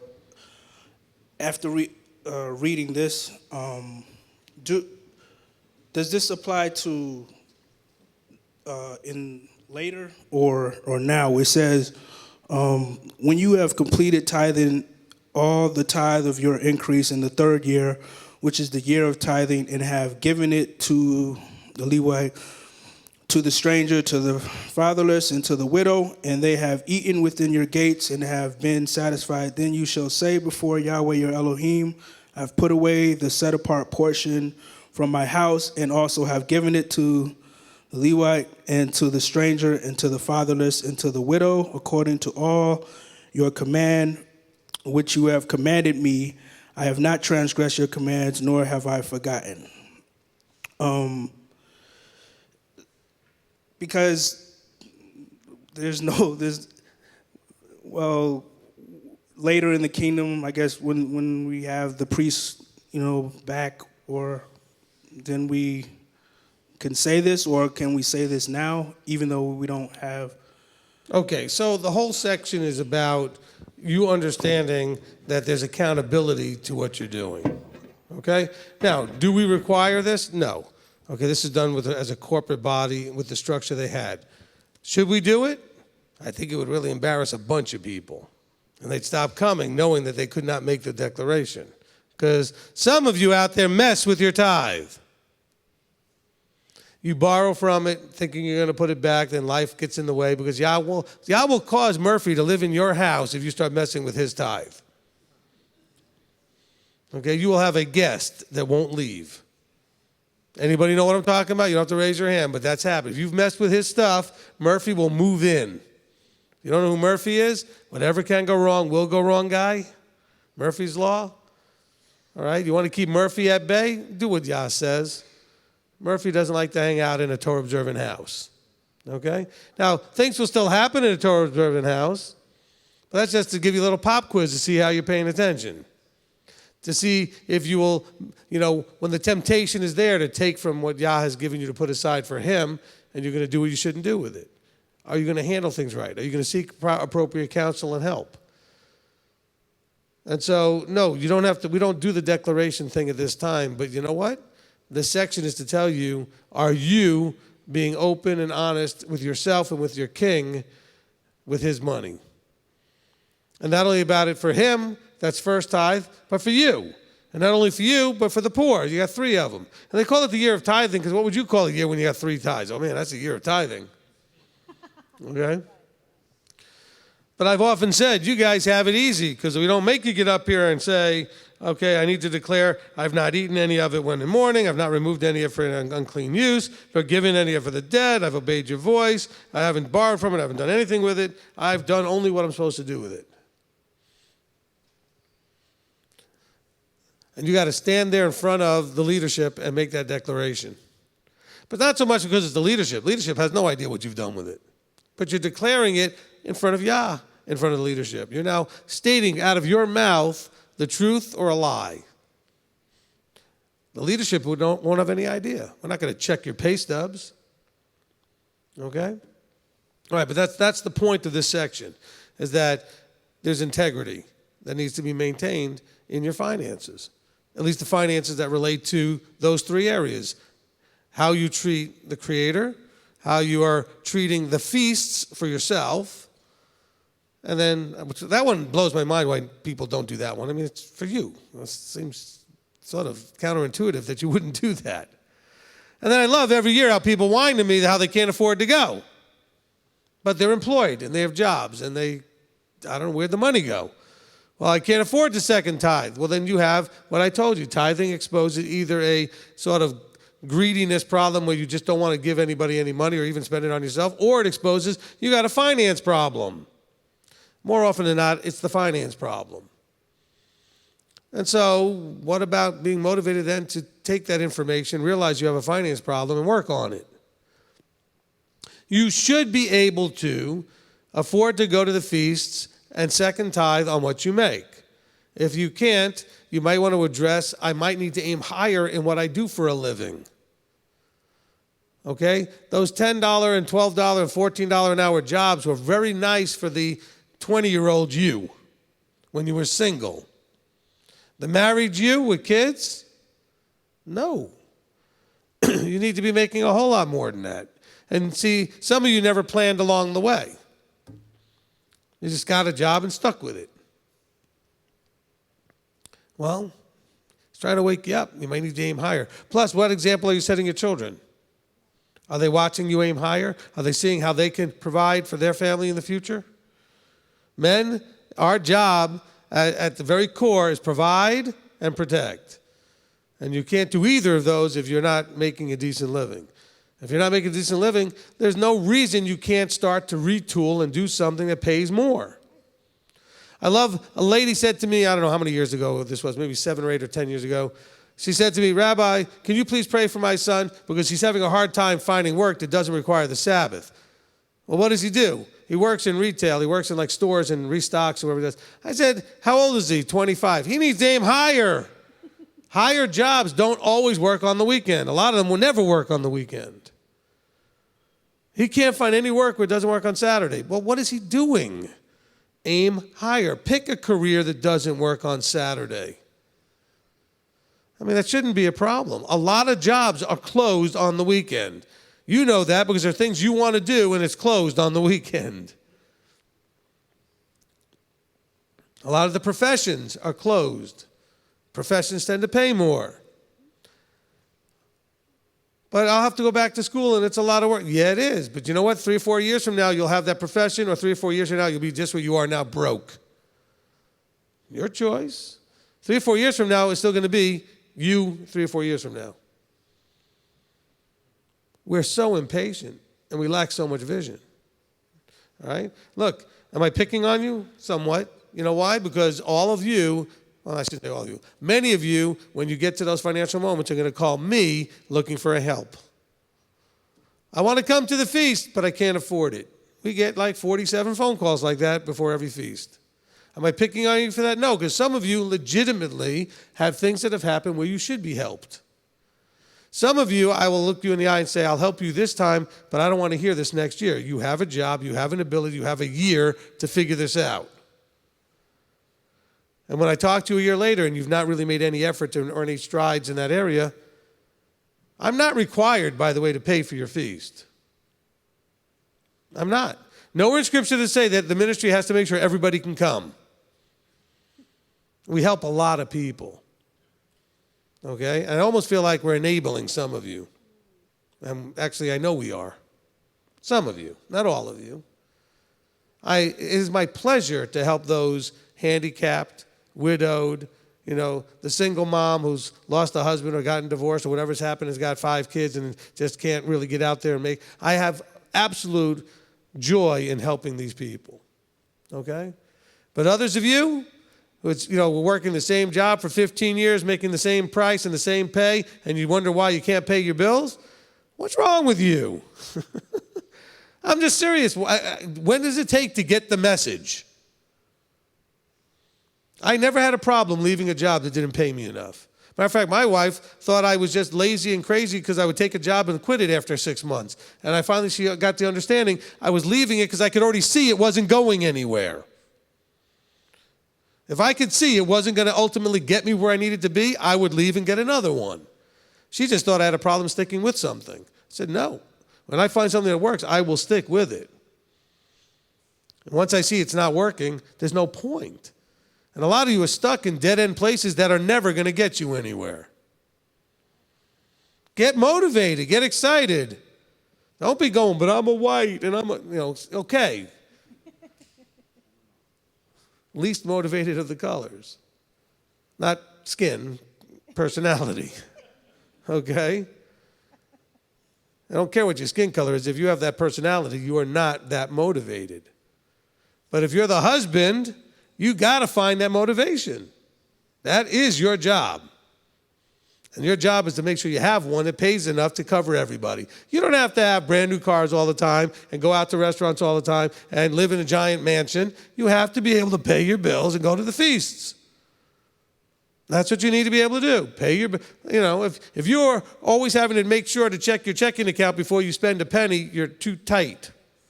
I don't mean you're too tight on your money. I mean you don't make enough. If you have more month at the end of the money on a regular basis, you don't make enough or you're spending stuff you shouldn't spend. And by the way, I see people telling me they're poor, and yet they end up with buying things poor people don't have iPhones. I had somebody that was getting benevolence. We were helping this lady across the country to finally, hopefully, get to Tennessee. This is many years ago. You won't know her necessarily. And then at one point she calls us because she was having trouble with her phone bill for her iPhone. Poor people don't have cable. Okay, poor people don't eat in restaurants. Poor people definitely don't go to Starbucks to buy coffee. You're not going to like this one. Poor people don't have 4 animals that they feed with more money than it costs to feed their family. Oh, but you don't understand. No, you don't understand. Your whole priorities are out of whack. I love animals. But if you can't afford it, you can't afford it. Don't come to me for benevolence and find out you're taking care of 3 cats and 2 dogs. First time this came up, I was called out and hired as a Torah portion teacher at a small congregation. And the leader of the congregation wanted to see where I was at on some things, so he told me about a lady that wanted benevolence because she couldn't pay her rent. I said, well, what else is going on? Give me the rest of the information. He said, well, she smokes 3 packs a day. I said, well, I'm not giving her anything until she quits. Because that money, if I give her the money, it's paying for her cigarettes and she's using the other money. You understand what I'm saying? I'm supporting the cigarettes. If you want to come to the ministry for help, it should be your last resort after you did everything you can do. And then we will happily try to help you. But I need my cigarettes. Well, do you need it more than rent? Food? Work on your addiction. Oh, but I have to have my coffee, or I have to have my pet, I have to have my cell phone, I have to, whatever. I'm not here to supply you with all that stuff. food, shelter, basic needs. Okay? We help people sometimes with cars, because that's a basic need if you're someone who's genuinely poor and your car breaks down. We help them with medical sometimes as a genuine need. But that's got to be that you are doing everything you can do. Are you? You got to be honest with yourself. Look yourself in the mirror and really be honest with yourself. Can you be perceived as lazy or complacent or whatever it is that's keeping you from doing what you got to do? Where is the zealousness? Where's the energy? Where's the focus? Where's the determination to be the provider in your family? I'm going to make this work. I'm going to get 2 jobs if I have to until I figure out how to make enough money in 1 job. You got to do what you got to do. And ladies, don't undercut that by saying, but I need him at home. Well, there won't be in a home, then you need him in. If you don't let him get out there and do what he's got to do. Does that make any sense? Some of you are thinking, man, you're being all hard. Somebody needed to tell you that at some point in your life. Because apparently nobody did. And that's how you ended up where you are. Somebody should have picked you up, grabbed you by the front of your shirt and got in your face and said, hey, wake up. You need to start figuring this out and provide for your family. And you know how God does that? He has your car break and the refrigerator break and the washing machine break and everything break when your boss just was telling you that we may have to cut back hours. That's the same thing as grabbing you by the shirt and saying, hey, wake up. Oh, and then he changed the shift, so now you got to work on Saturday or lose your job. Don't wait till all that stuff blows up in your face. Fix it. And don't tell me you can't do it. You can do anything. Everybody who says, I can't do it, there's somebody exactly like you that's already doing it. But I'm old, but I'm young, but I'm fat, but I'm skinny, but I never graduated high school. There's somebody out there, many people out there have the exact same circumstances as you, and they're doing it. Only difference is they're more determined than you to make the effort to figure it out. And that's all because Jonathan asked about tithing. See, it's your fault.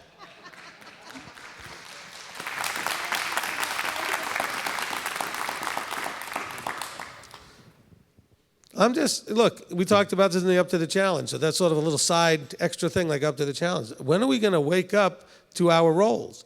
And ladies, we'll take you on the other side of it. Encourage and believe in your man, but he's not getting it done. Well, believe in him and tell him, I know that you haven't been getting it done, but Rabbi said, I know you can do this just like he knows you can do this. I believe in you. I'll cheer you on. You go out there and make this happen. Try something. If it doesn't work, that's great. Just keep trying. I believe in you. Ladies, you got to believe in your man. You married him. You're fine to pick on him and kick on him and everything else when he's not getting it done.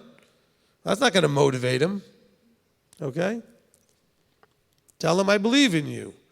I know you've been doing this a long time and you haven't gotten there, or you don't have the right personality to be like go charge it down, motivated, but you can stir that up. You need to be cheered on is what you need. Ladies, cheer him on. You're his helpmeet. Cheer him on. Oh, but you don't understand. Listen, wherever they are, they can start going in another direction. You can always start from where you are and go in a different way. Doesn't matter what you've done for 30 years, 40 years, or how long it's been. You can start. Some of the wealthiest people that you've heard of didn't start doing whatever it was that got them wealthy until they were much older. All right? But they worked at it, and they came up with ideas, or they went and figured out. I tell the story all the time. One of my best friends growing up when I was very young, his mother decided she wanted to be a lawyer. She wanted to be an attorney, like in her late 50s. And she went and did it. I have no idea how old she was. This is a while back. I know she's probably the same age as my parents, so she's probably in her 80s now. But I remember it was 50s or 60s, because it probably wasn't more than about 20 years ago, that she decided she wanted to be an attorney.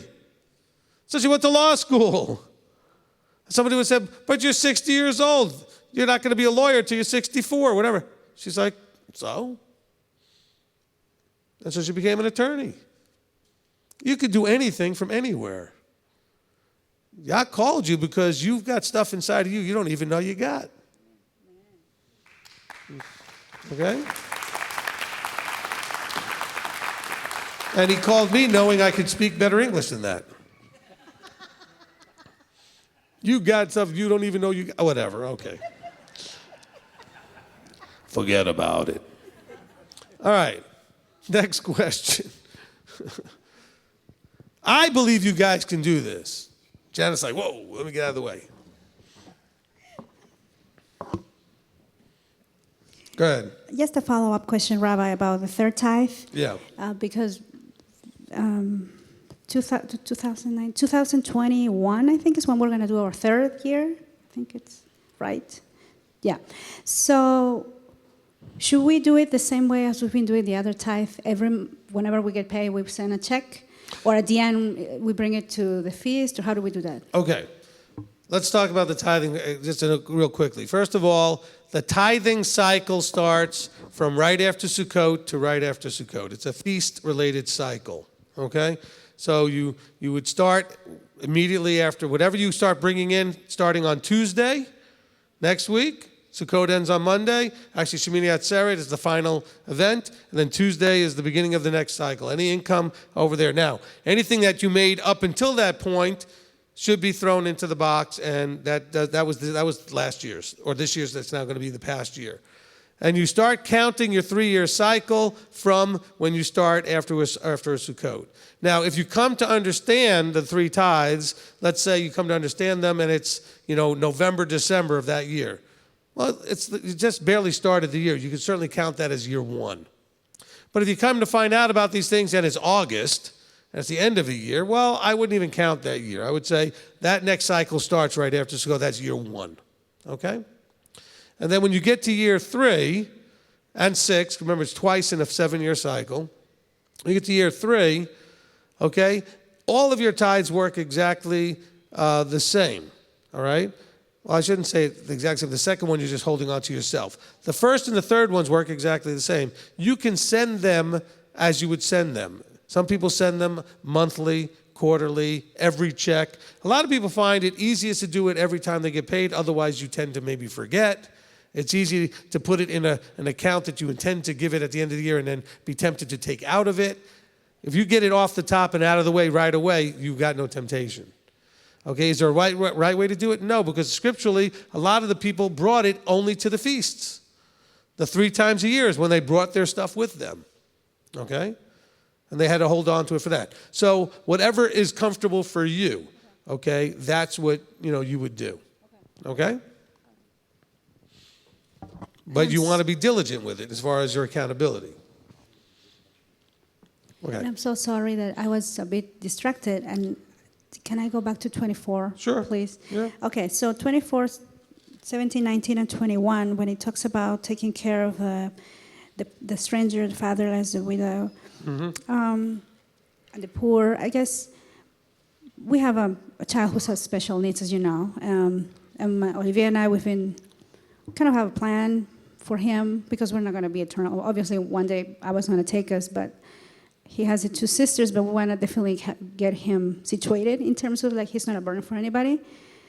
But is this only talking about financial?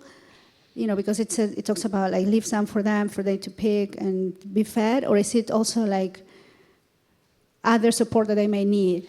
Okay, good, really good question. Okay, so remember, Yeshua gives us the example when he teaches us that there's Torah as a Peshat understanding, and then there's the fullness of intent. The fullness of intent of the poor instructions is to provide for them. And they may need more than just food. Okay? And so we try to provide things for them. So I want to take what Janet said. I think this is really important to kind of help me launch. I can launch into a side thing here just for a second. We are going to have soon, hopefully, a person or team to help with life issues, meaning you found out that you've got something that's terminal and you need to figure out how to plan for end of life stuff.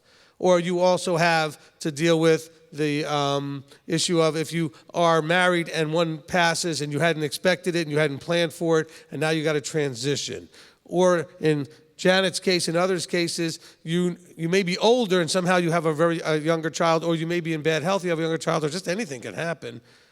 Are you planning for what will be done to help them at that point? Because there are quite actually a few of you relatively speaking, I mean, to me it's a reasonably large number, where somehow you have another family's child that has become yours, and you are older, and now you're responsible for a younger child, but because maybe your son or daughter, their situation was bad enough, they ended up in drugs, they ended up in something, and you ended up with their child. So now you got a grandchild, but you're older, and what happens if something happens to you? And so we want to be able to help you make sure that you have legally in place documentation so that what happens to the child is what you want, not whatever the government or family member may jump in and do. Because a lot of you are like, I don't want my kid going to my family members, because they're going to turn them into Christmas, Easter Catholics or whatever they are, right? They're going to just do all kinds of stuff with them. So, and if you have a special needs child, are they going to understand? I mean, look at how much time and years it took you to figure out how to handle them and understand their needs. So who's going to be the one that can provide for that? So we're going to try to have a team that you can contact to have end-of-life planning, life transitional stuff, and things to do with your children in terms of your, having a will in place that says, hey, this is what I want to happen with my child. And not just having it in place, but having it with someone who would know immediately to bring that to bear if something did happen. Because if something happens to you, nobody's necessarily going to know right away unless you inform somebody, here's a copy of this, to say, well, where did she have a will? Did he have a will? Let's look for it. It may take weeks. In the meantime, that child has already been put somewhere. So you want to make sure that you have somebody with a copy that says, hey, if something happens to me, you need to bring this out immediately and make sure that my child is transferred in some way to the right situation. Okay, so this is really important because, we all think we're going to live forever, or at least we think we're going to live on it until our children get whatever. You just don't know. I mean, anything can happen to anybody at any time. God forbid that it happens, et cetera, but things can happen. So are we planning for that?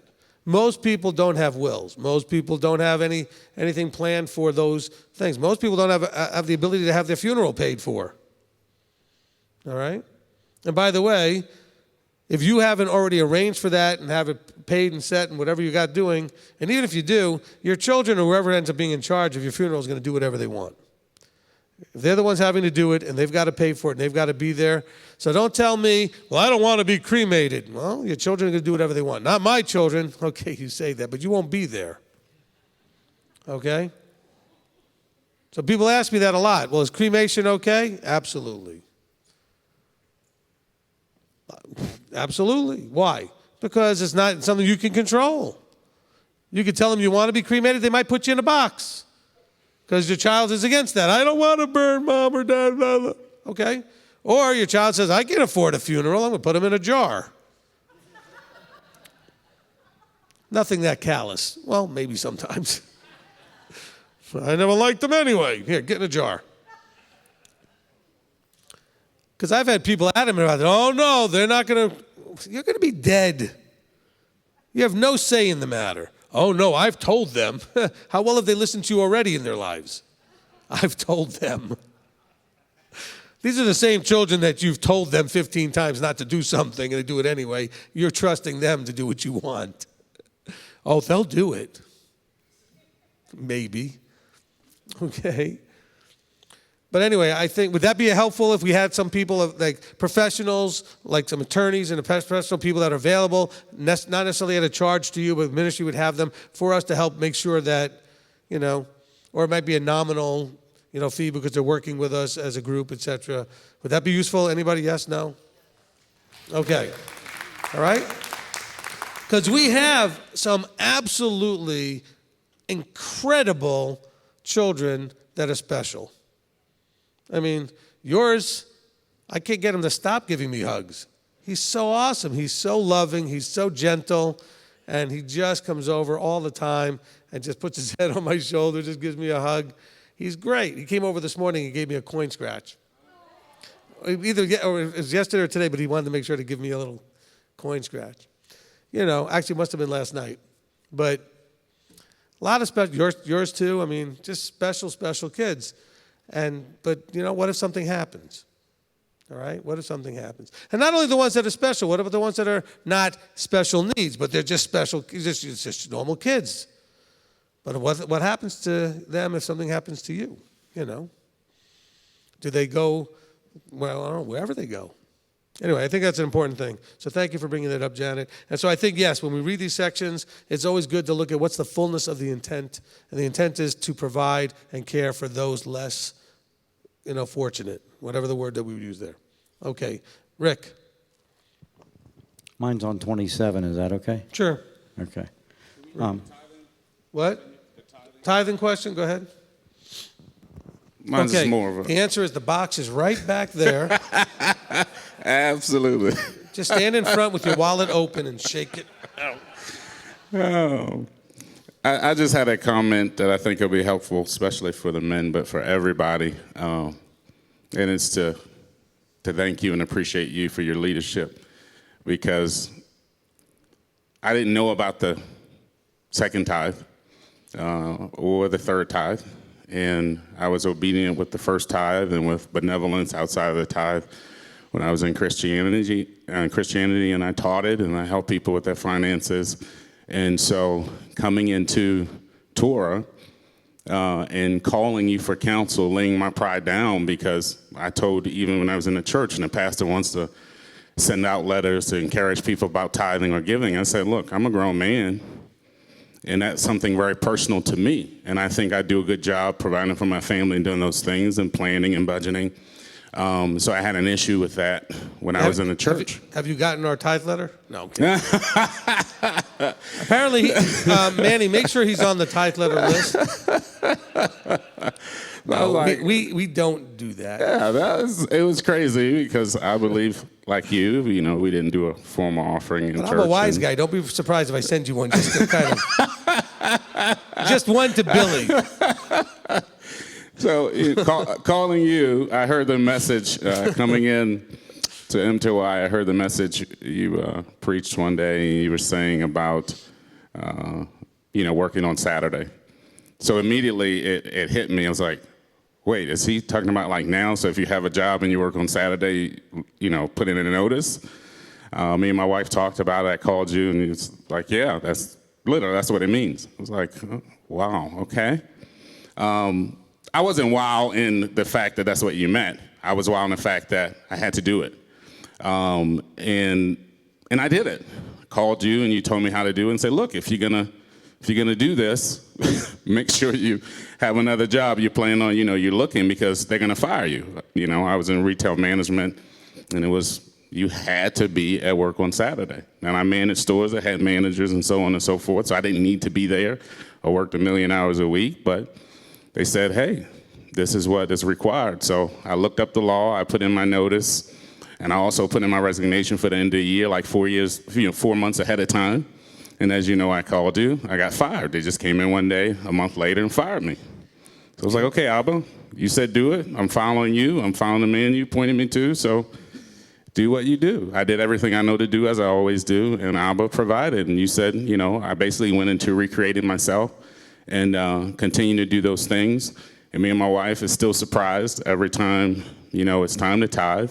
We do the first tithe, then we do the second tithe, and then it's not the third tithe year, but we got so comfortable and got so excited about doing it and seeing Abba provide, we started saving another 10%, so we were living off 70%, and somehow making less money as, going through the recreation process and listening to everything you said and doing what you told us to do.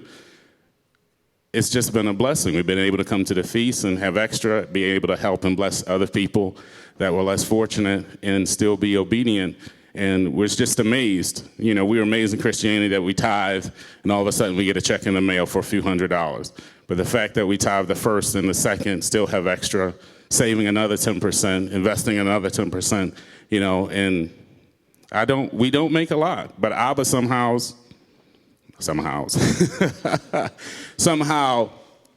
he always makes a way when it seems like there's no way. And I credit a lot for myself personally. It's difficult for me, being a dad and being responsible, to lay it down, lay that sovereignty down.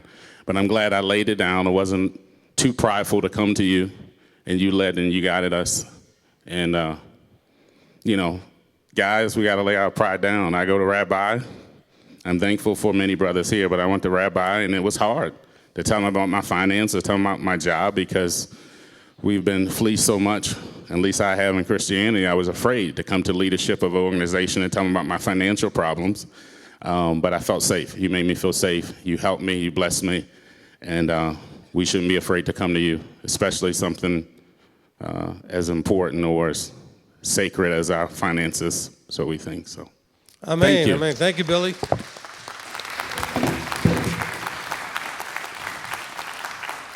Thank you, Billy. Look, the main thing I want to just kind of bring out from what Billy said is, it's not the counsel so much, but that he did it. Abba blessed him because he did the structure. He came into the structure, he felt safe, he was willing to trust, and he followed in the counsel. And he was blessed for that. So it's not about, wow, that rabbi is such a brilliant financial genius. No, it's the structure. And by the way, if you notice, I want you to just be clear. I don't counsel people that as soon as you find out about the Sabbath thing, that you just quit your job the next day. I told them the right way to go about it, the right process, and to give them the best way to be respectful of the company, at the same time respectful of Yah's wishes. All right? And as he did so, I also told him, and he didn't say it, but I told him, they will probably fire you before you get to the 4 months, and they did. So I said, you need to be prepared for that, because they will likely do that. Okay? So, we did talk about that, because it's been many people that I've talked to about this situation. So I've got a lot of experience with what actually does happen and what's likely to happen. And I tell people, look, the Sabbath thing, if your job has you working on a Saturday, it's not that you have to fix it tomorrow. You have to start working on the plan to fix it, and don't take a year. It's not a problem that should take that long to fix. But you can have a little bit of, I hate to use the word grace, I think it gives you a grace period. Like we have on bills and things, there's always that grace period. I think it gives you a little grace period to take what you just learned and figure out how to apply it. But that's not like 3 years, okay? I wouldn't even say it's 1 year. I would say you have a little window of time to say, okay, I learned this, I'm in a situation that doesn't work, I need to have a little bit of time to have a plan to go do it. But I got to trust that Yah will help me with that plan, provided I'm actually actively working it. I was forced by Miss Alicia. Happy birthday to her. She asked me to add in a little bit of the testimony of how we got here this Sukkot. During Pesach, we called you, again, counsel, because we were working for ourselves in between recreation. Shortly after I left Payless, they went out of business. And I called Rabbi, I was like, look, this is, And we were all very upset after they fired him. Heartbroken. We were heartbroken. But so I called Rabbi, I said, look, we're working for ourselves, collecting unemployment, so on and so forth. We're not going to get paid the jobs that we were working to be here for Pesach, but we went to Pesach. And, we got some help, benevolent help. And I told Stacia, before we left Pesach, I said, the rest of the money we owe, we will pay. We continue to pay our second tithe until it's paid off. And thank y'all, we paid it off. And then coming here, this Sukkot, we looked at flying because it was too much of travel. The kids, 14 hours of travel from Connecticut was a bit much. And we were planning, and we had the extra from the second tithe. And our original flight was $2,500 for us. And that's when we were planning but didn't have the money. So then we looked again 2 weeks later. When we had the money, it was $2,000. So it was a little bit of a break. I said, no, we're going to wait. I said, I know if we wait too late, it's going to be even more expensive, not going down in price. So Becky, Gwynn, her and my wife were talking, and she suggested that we use another airline that was a few hours away. And the ticket went from $2,000 down to $743. So we thanked Yah for that. So we had total, yeah. So the amount we had was able to pay for the rental and the air flight for less than we would cost for the air flight. Strangely enough, for the expensive air flight. Strangely enough, we haven't figured this out. All thanks to Yah. Yesterday, it was Friday, right? yesterday we checked the bank because my wife get paid on Friday, and her check was, the whole point of the matter is we have over $500 in our bank account. There's no record of where it came from. It was just there. It's still there. We can't figure it out. I haven't called the bank because it's Shabbat. I was going to call them yesterday in case they take it away because we don't know why it's there. I did check, and I don't know why it's there. I thought maybe the rental car gave us a deposit back or something, but it didn't, and there's no record. But strangely, there's money there, and I just thank Yah and just trust him. You know, I thought it was just about our relationship, and Rabbi talks about it all the time, you know, that the Ruach speaks to us. Sure, he does. But he also speaks through the man of God, and I really thank God for him being in our lives and for us submitting to him, because as Rabbi teaches, you know, I might be a man, but I got to submit to somebody. Yes, I submit to Yahweh, but if I can't submit to Rabbi and follow his instruction, which we did and it blessed us, as I don't like saying this because I hear so many people say it and then you don't see them again, at least us from live stream. But why would you go anywhere else? Amen. I wouldn't want to go anywhere else. I'm not going anywhere. Amen. If I do, come grab me. Amen. Well, you are going someplace else. You're coming to Cleveland. All right. I really, really appreciate, Rabbi, your encouragement for those who want to change their job or encourage them to further study. I just have a brief testimony. I was a single mom 25 years at least, and I start my doctorate degree training when my oldest son 6, middle one 4, and my youngest one was 3. My parents and siblings in Hong Kong. I was by myself. When I start my doctorate degree study, that was 16 years after my master's degree. But I know that I have to raise them up, put food on the table. If Father opened door, not only for ministry, and not only for my professional training, I know I need a job with a high hourly rate. So I decided to do it, and Father opened door with the help of my Christian community. At that time, I was attending church. With the support, emotional, all kinds of support, they helped me through. I remember, that whenever that's time for me to hand in my dissertation or any big assignment, my whole body was itchy. I had a high anxiety, but with the help with my children, I could do it. So, and afterward, I decided to take a part-time job instead of full-time job because I don't want my children fed by TV, fed by all kinds of things. When they come home, they saw me. Father has been looking after me for so many years, and especially when I learned when I realized Torah observant.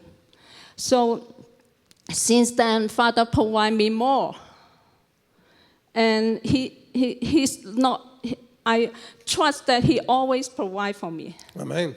Yeah. I encourage you, at that time, I was around, in the beginning of 40, start my doctorate degree study. And it's really hard, but brother and sister, be courageous. If Father call you, do it. Amen. Amen. You hear that? So she started her doctorate in her 40s. I mean, you can do anything at any point, because at some point, because somebody said, well, that's going to take 5 years. Well, aren't you planning to be here in 5 years? I mean, So what are you going to do in 5 years when you're here? Are you going to be in the same spot, or then you'll have the degree and now you can do something different? I mean, we're so short-sighted You know, we're so excited. And, you know, and Yah can do amazing things, like what Billy was saying about the $500. I learned that lesson. I've told this story a couple of times, but, you know, we never took up an offering. And then when we came back from our little 7-year break and came back into ministry, we had some people from a background where they took up offerings only on the holy days. And they kept saying, are you going to take up an offering? Are you going to take? I said, no, we don't normally. So I was like, fine, maybe we'll take up an offering. We've never done it. So I told the guy we'd take up an offering. And then I forgot because it wasn't a priority in my head to take up an offering. So then he asked me before the services ended on the first holy day, I thought you said you were going to take up an offering. I didn't even have offering baskets. Or we got like big salad bowls, like mixing. I didn't know what, because we were in a place where we also had access to the kitchen, and I didn't have anything to put the offering in. Look, we weren't that big like the guys in Church of God in Christ where we use garbage pails, okay? We don't, you know. And those guys, by the way, are serious. They use garbage pails and they lock the door. And if you don't put enough in it, they'll run them back again the second time. This is what I've been told by some of the people that have gone to some of those Kojic places, okay? Anybody been to one of those? Okay, know what I'm talking about? A few of you, okay? 3 times they came around? Okay. So he took up an offering. That was the beginning of the feast, so it's not like everybody had already made a whole bunch of other offerings all week long. So we went back and eventually looked at the offering, and it was really small. I mean, considering how many people were there and everything else, it was really not very impressive. I was like, okay, it is what it is. But I knew that that's not what ever happened in the past. And I said, I get it. I hear you. You don't have to yell any harder. We're not going to do that again. Okay? We will never take up an offering again. We'll tell people there's a box, where it is, and that's it. Next day, I said, we're not doing that anymore. Told everybody. I said, there's a box over here. That's it. Okay, that day, when we took the box back, there was, you know how like you go to the bank and the bills are all nice and flat with a tape around them?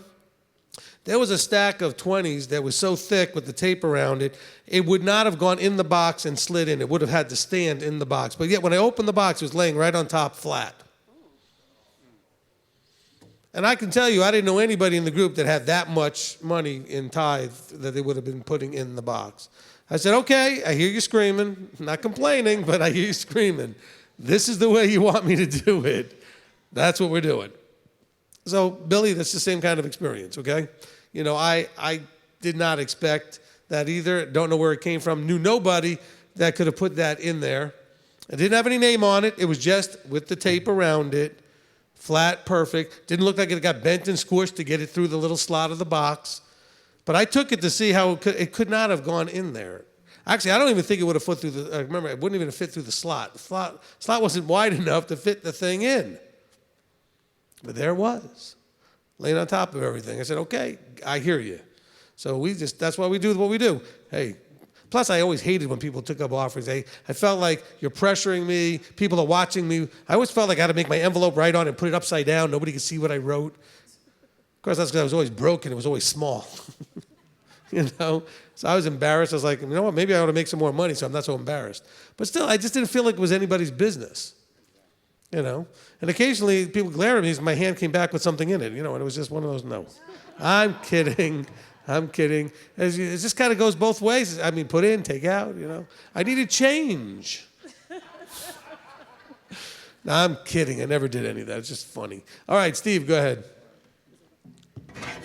2 things. I'm glad to hear you're going to do the thing about attorneys and helping, because in the passing of my wife, I learned the very importance of having your documentation in line, because it was a huge financial windfall for me, being prepared, even though it was not expected. So that's way cool. But also because you had your documents, you were able to fend off some of the family members who were making issue. But they're still crying. They're not going to get I know, but I'm just saying, if you have your documents in line, people can't really, leverage their way into the situation. Because I know this is going to sound shocking, just interrupt for a second, but some of you are married to people, the rest of their family, okay, or your family, like you're married to somebody the rest of your family does not approve of. Anybody know what I'm talking about? Okay? Or they're married to you and their family doesn't approve of you. And guess what? If something happens to the spouse, the family members that didn't like you as their spouse are going to try to say, well, they don't need to be getting any of that money or any of that inheritance or any of that stuff. Because especially if it's a second or third marriage or something like that where you came in later in the life and they already see things in a whole different way, who are you to be coming in now and why are you getting any of this stuff, blah, blah, blah, blah, blah. It's really none of their business, but, they don't think that way. And so, yeah, you're going to see some family battles. Best to have all your stuff lined up properly on paper and ready to be handed and shown to judges if it needs to be so that you can get through those things. Those people were still, which is crazy is her family spent more money trying to get what they might even end up getting, which is just because it was. It's an emotional thing. They're just having a complete. And then I want to talk about tithe. This will be my second time on Tuesday to start the third tithe. And there wasn't a time I was amazed. It shouldn't have been, but at the third tithe, I mean, I make a good amount of money, but still that extra 10% was like, whoa, what? But every time. So if you don't tithe, you're cheating yourself of blessings that Abba is waiting to give you. I just want to say. Amen. Amen. All right.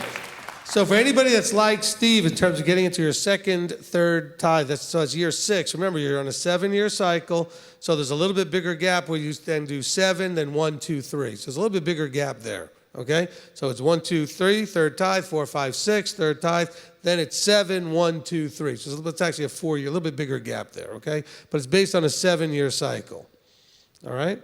Okay, next. Shabbat Shalom. Shabbat Shalom. Hi. I just want to thank you for your testimony because I've actually been toying with the idea of going back and finishing my doctorate degree as well. So, thank you. Yeah. So, my question is about tithing. So. Well, we were on another subject.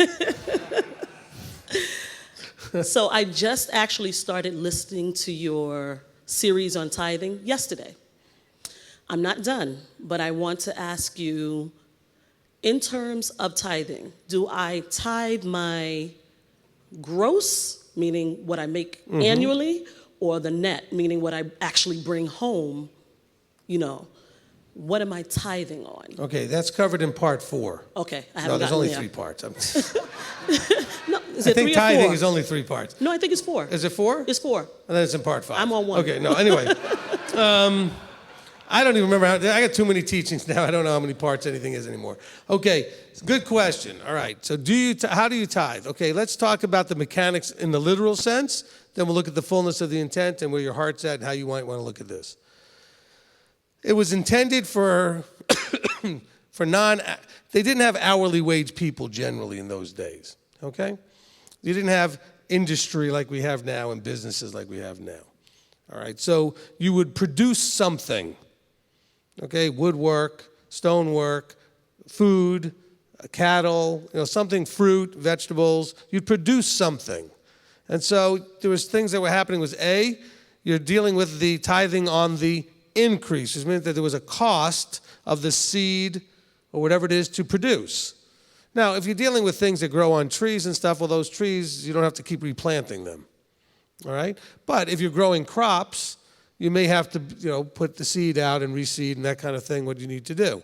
So let's understand that in the literal understanding, you would not be tithing on the cost of producing the increase, because it's an increase above what it cost you. Now, this doesn't apply so easily to hourly work, because you're going and you're trading time for money.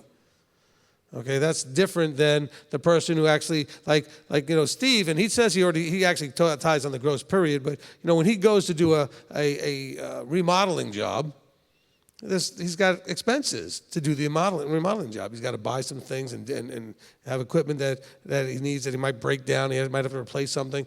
And so I would say for someone that's in a business, you certainly are in good standing to deduct your costs.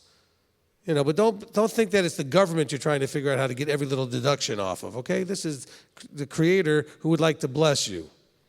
Now, the hourly person Okay, you're tithing on what they pay you, but Caesar has nothing to do with this. All right? So I would tithe off the gross. And also, you can get in trouble if it turns out that you're supposed to do the gross and you did the net. You're not going to be in trouble if the net was okay, but you did the gross. Okay, and it's not that, well, I guess it depends on where you live. When I lived in New York, it was a big difference. I mean, because you paid state and city and federal. Okay? I live in New York. Okay, so you know what I'm talking about. Yes. All right? I thought there was something wrong with my paycheck when I moved to the South. It almost was the same number for gross and net. I said, somebody messed up. Maybe I put too many deductions on my W-2. Or W-4, I guess, when you fill it out, right? The W-4. I don't know what happened. Because, if I got paid $500 in New York, I was happy to get a $350 check. In the South, if you got a $500 check, it was like $420. I was like, wow, I almost got to keep it all. Okay? And so it's a different sort of deal. So, but yes, I would encourage people to do the gross. If it's a challenge, call and talk to somebody. It's not really clear how to handle it when it's hourly wages. And most people, like 90% of you, whatever, trading time for money. Okay? Few of you have businesses. The businesses can legitimately, although Steve's testimony is that he doesn't do it that way. And it works very well for him. But you can legitimately, it's not required to do, but you can deduct your cost of producing the increase. Okay? So the increase is what you're tithing on. Because you're trusting on him to give you increase. Okay? In what you're producing. But time for money is not the same thing. You're just trading time and money. And so that's going to be a whole different deal. So I'm a high school science teacher. And so technically, would the increase be my net? Well, hold on, wait a minute. We need a high school science teacher. Do you? Probably in our academy. Maybe I'll move down, who knows? Although I can tell you that will not increase your income very much. That'll be a step down.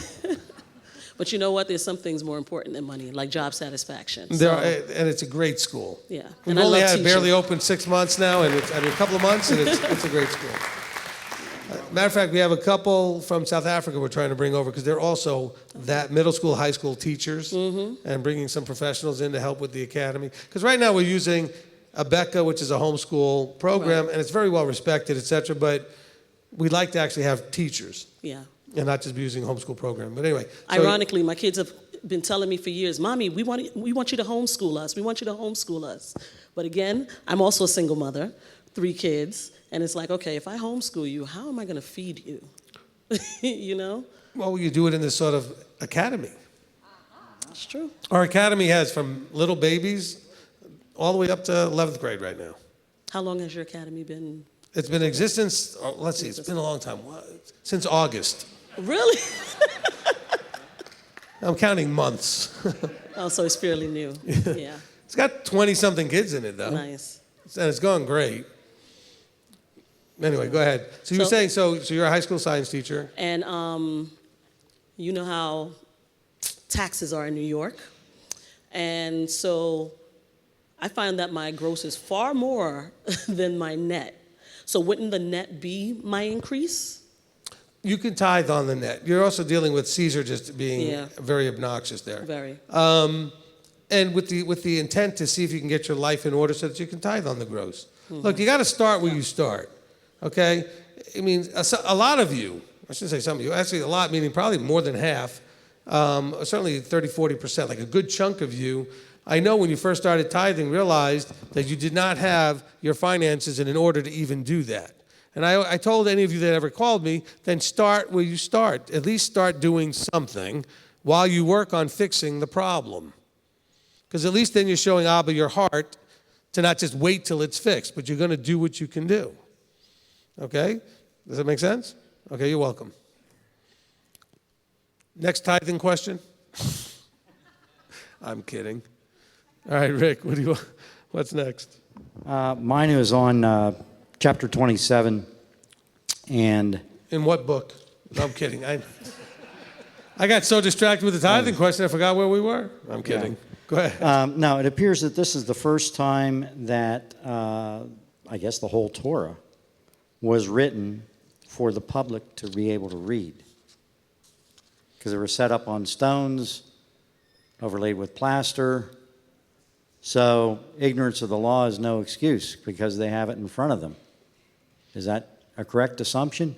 And the question to that would be, were the general people, it's just like in Ushpizin, or no, it was in Fiddler on the Roof, you know, nobody could read. The guy brought the newspaper. What does it say? What does it say? So were people generally able to read in their language, and would this have applied, you know, to the situation where, yeah, hey, everybody can go look at the stones that were set up. I don't know that everybody could read, but I mean, there would be enough people that would be able to, you know, go ahead and make sure that it was available. Because, I mean, you know that Joseph, one of the big deals with Joseph even was that he could read. Okay? Okay, next. Live stream. Okay, just to follow on with that one, he says, from Joey Baker in 27:8, please explain in detail. Did they literally write on the stones? How did this work? Was it just the 10 words? It doesn't say, because he says write all the words of this Torah. So I would assume that it was probably the book of Deuteronomy. Okay? At the minimum, I'm saying at the minimum, when it talks about these words, at the minimum, it's probably referring to the book of Devarim.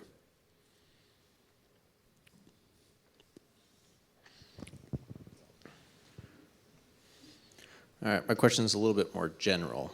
Okay, James. We keep going over more and more of these things about how we're supposed to help the poor and the sick, the widowed, and things along those lines. It seems like these are written in a way that you're obligated to help those in the covenant in your community.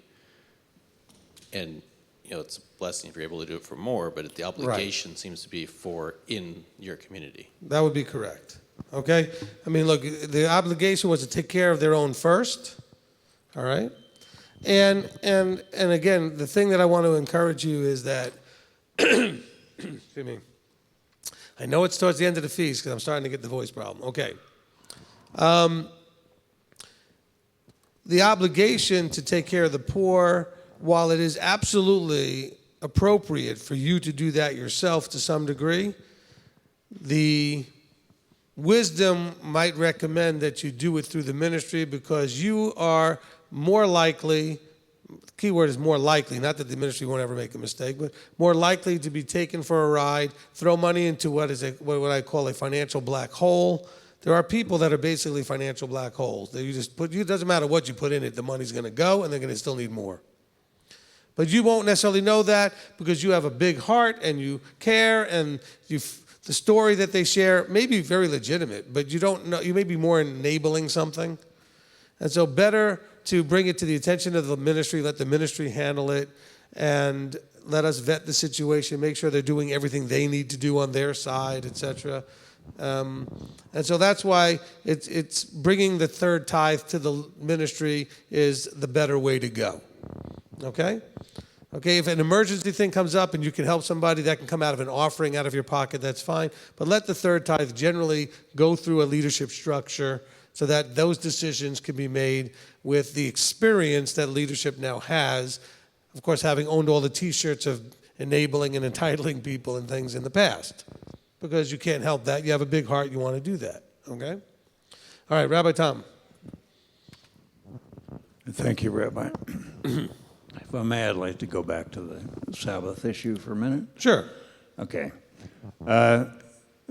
In the past several years, but especially in the past few months, Joanne and I have encountered people who claim to be Sabbath keepers, and they say things like, well, I have to ask my employer if I can have the Sabbath or one of the Moedim off. Or my employer won't allow me to have every Sabbath off. And the first mistake that they make, or anyone can make, is asking your employer. Because then you put the choice in his hands. And you always give him the option of saying no, and generally he'll say no. So you have to approach your employer in a very firm but polite way with the idea that the Shabbat or any of the Moedim are non-negotiable. You have to make that very clear from the get-go. And a lot of people fail to do that, or they're afraid to do it, or whatever. But when I put myself back in the workforce again, and during my first interview, I made it very clear that I do not work on the Shabbat, and I gave them a list of dates that I would have to have off this fall for Sukkot, and I put a couple medical appointments I have in there, so they knew all the times I would have to have off before I was ever hired. I just laid that right out, and I told them, these are the dates I have to have off. And it was never an issue. If it was an issue, I would not have accepted the job. Amen. Thank you. You got to be firm. All right, so let me use an example of a gentleman who used to come to our congregation. So, I mean, he had other issues, but the way he kept the Sabbath and the way he handled his job, I think, was praiseworthy. So I'll just sort of mention the situation. He was working at a company that was kind of a food clearinghouse warehouse for like a chain of stores. So all the food came there, and then big trucks would take it off to the individual stores. And he had a shift that was great, and Sabbath wasn't a problem. And then they had some new management come in, decided they had a different, more efficient way to change around the way people did their shifts. And so everybody was going to end up on a Saturday. And so he went to his employer and said, hey, it's your company, no problem, I understand. But just so you know, I won't be coming in on Saturday. So if you can work it out for me to have a shift that doesn't have that, that would be great. If not, I just won't be coming in on Saturday. And if you need to fire me, that's okay. I don't want to be fired. I'd like the job. I like working here. But this is a non-negotiable thing. And it's not, but you have to say it in a if you say it as a threatening challenge, then it's like, well, screw you. Really, just to be blunt. But if you come in and say, look, I want the job. I like the job. I'd like to stay here. But this is something I can't do. And so I will not come in on a Saturday. Okay, so if we can work that out, I would love it. I'd love to stay. But if not, I understand. You got to do what you got to do. Do you understand the difference in saying, Mr. Boss, Mrs. Boss, do you think maybe possibly that I could have off on Saturday?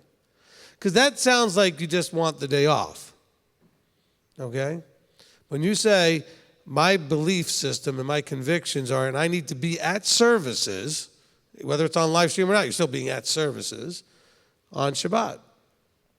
My mother pulled my bluff card on that when I was a teenager because she knew I'd already stopped going to synagogue. I turned 13, got bar mitzvahed, and said adios, because I just didn't understand. Anyway, it's a long story. But I was in high school, and the holy days were coming up, and I said, well, I'm going to stay home. And my mother said, no, you're going to school. I said, no, I want to stay home. She said, fine, you stay home, you got to go to synagogue. I went to school. She called my bluff, But you see, you got to be firm with your boss and say, look, you have to understand this. And I would say this to your boss in the interview or even after you have the job. I would say, look, you need to know Mr. or Mrs. Boss, employer, whatever you would, whatever they are, supervisor, manager. You need to know that I take all of the law that seriously, which means I'm going to give you an honest day's work for an honest day's pay. I'm not going to steal from the company. You won't find me on Facebook during work hours. You won't find me goofing off. This better be true. You won't find me taking and stealing you're paying me for time. Give him the time. You need to be that valued employee. So you say, look, as serious as I am about keeping Sabbath and feast, I'm just as serious about treating you with the right respect as my employer. You get the full package. All right? I would even say that in interviews when I say, look, just so you know up front, I can't work on Saturdays, and I can't, keyword can't. I can't work on certain holy days. This is a list of them. Have the paper with you. But I want you to know that you get other benefits from that. You will never catch me goofing off on work time. You will never catch me making personal calls when I should be working. You will never catch me stealing any products or do whatever. You will never catch me doing any of that stuff because I take those rules equally as well as I take the other ones. Do you understand what I'm saying? Okay? Otherwise, you're a hypocrite. I need Saturday off. Meanwhile, you spend half your day twittering and, messaging people and goofing off. No. Okay? That doesn't work. That's not the way it should work. Hey, Deneva. All right, so just wanted to make sure that that's clear. Okay, did you have another one? So I just wanted to share a story. So this is my 12th year teaching, and I've been in this way for 10 years.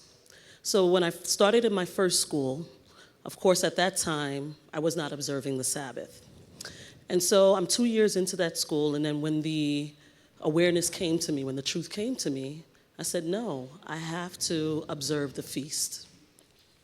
So can you imagine you've already been working on Saturdays for the school when they need you, and you haven't been doing this. Now, all of a sudden, here I am. I want to take this time off. School just started, and I'm going to take 8 days off or whatever to go to the feast. So I was very nervous and didn't know how I was going to tell them. Anyway, I did. And I went to the feast, and it was fabulous. So when I came back, my AP, he kept asking me, and he's Muslim, and he was like, oh, well, Miss Hanson, well, you've never done that before. Why are you doing it now? And, and I would tell him, I said, well, the awareness hadn't come to me at that time. Now I know better, and I'm going to do better. The next year again, I went to the feast. He said the exact same thing to me again. I gave him the same story. I didn't know better. Now I know better. I'm going to do better. But it's interesting, when I wasn't observing the way I was supposed to, I was so anxiety-ridden in that school, I was never quite comfortable. Anyway, I stayed there, total of 5 years, and I went on to another school. Right. When I went to this new school, I made sure that they were aware this is what I do. And but I didn't do it initially in the interview. I did it later on. So I kind of felt convicted by that because I felt like I wasn't guarding Abba's commands and laws the way I should have. But I would go to the feast, and I did better in that school, but it was still a lot of stress, a lot of pressure that they would put on the females at the school. Stayed there 5 years. This is my second year at this new school that I'm in. And in the interview, I made sure that once they told me that they loved me and they wanted to hire me, I made sure to let them know, I really like what you do at the school. However, I am a Sabbath observer, and there are some pilgrimages throughout the year that I must observe, and these are them. Same thing, gave them the list, everything. And the principal was like, that's no problem, And I was just like, okay. He was like, however, we're interviewing some other people, we'll get back to you. But I just felt so confident in my spirit that this was the job for me. And they called me back. I've been there 2 years. I've soared and excelled in ways that I hadn't done so in the past 10 years. Highly effective teacher and all types of things. And it's because I put Yah first.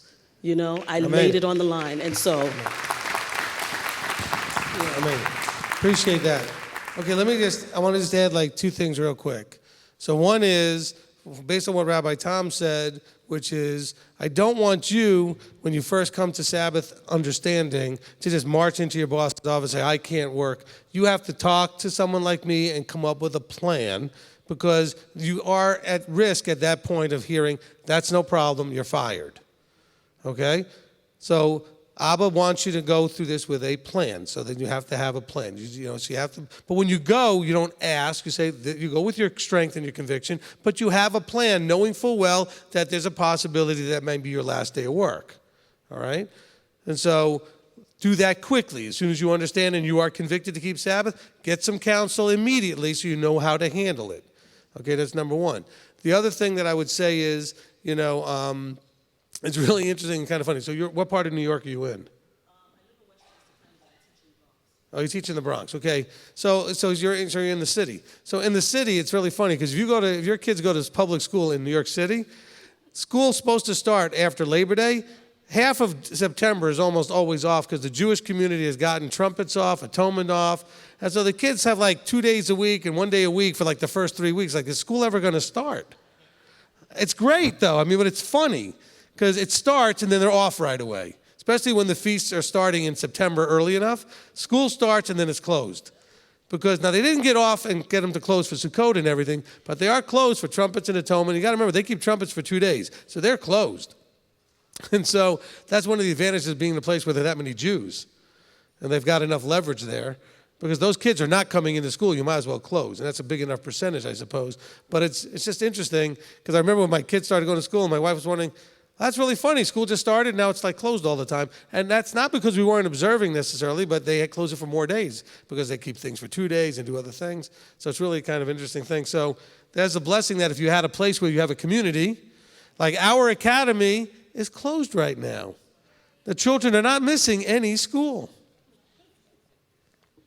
It's just closed, all right? And so we're able to do that, and that's a wonderful thing. And plus, our academy also has a Torah class, okay?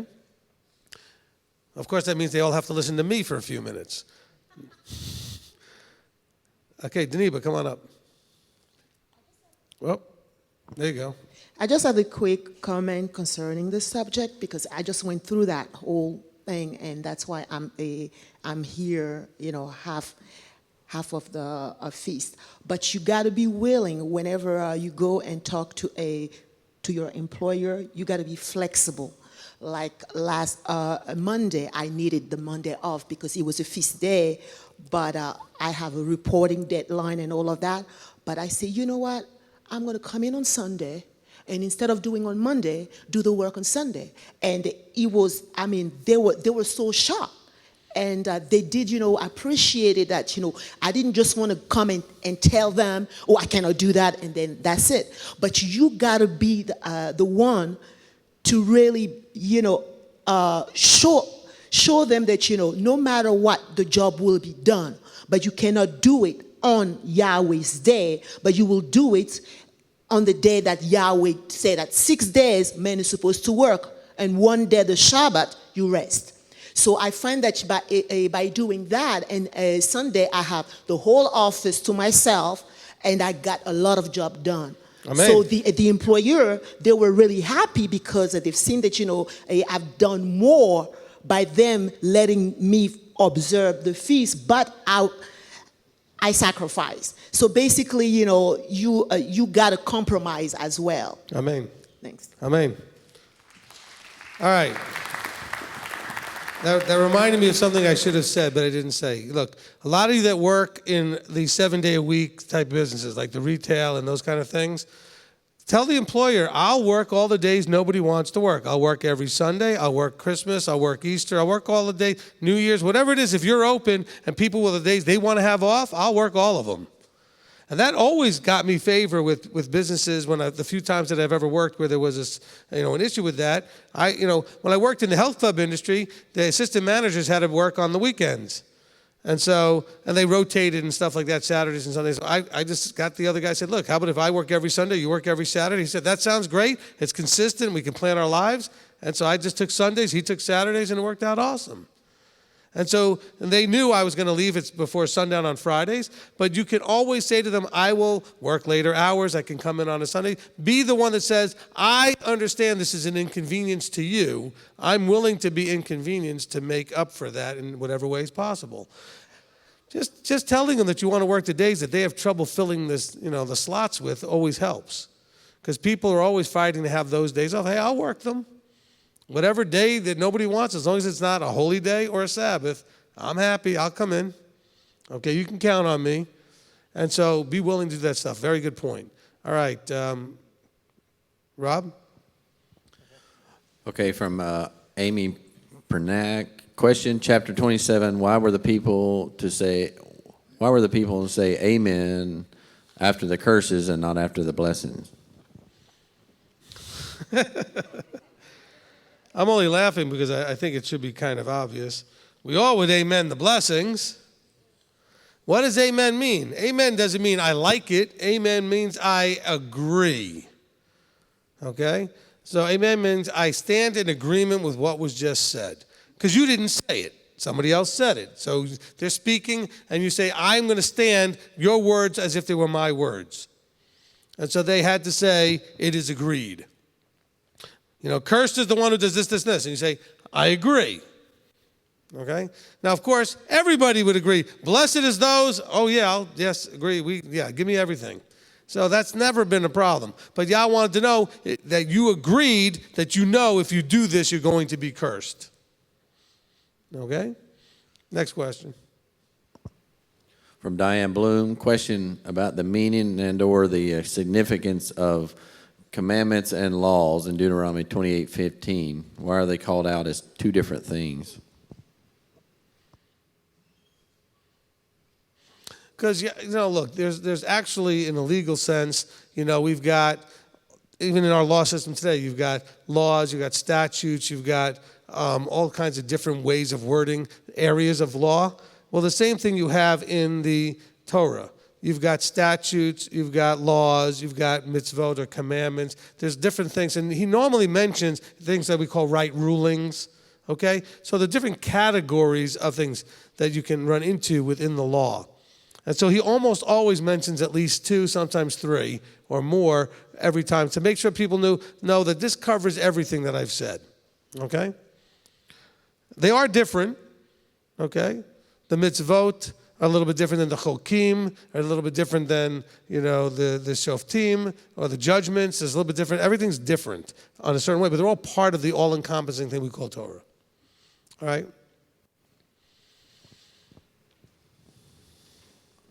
From Z. Francis says, question, did the blessings, curses of Deuteronomy 28 end for corporate Israel, or are they still in effect for the nation of Israel today?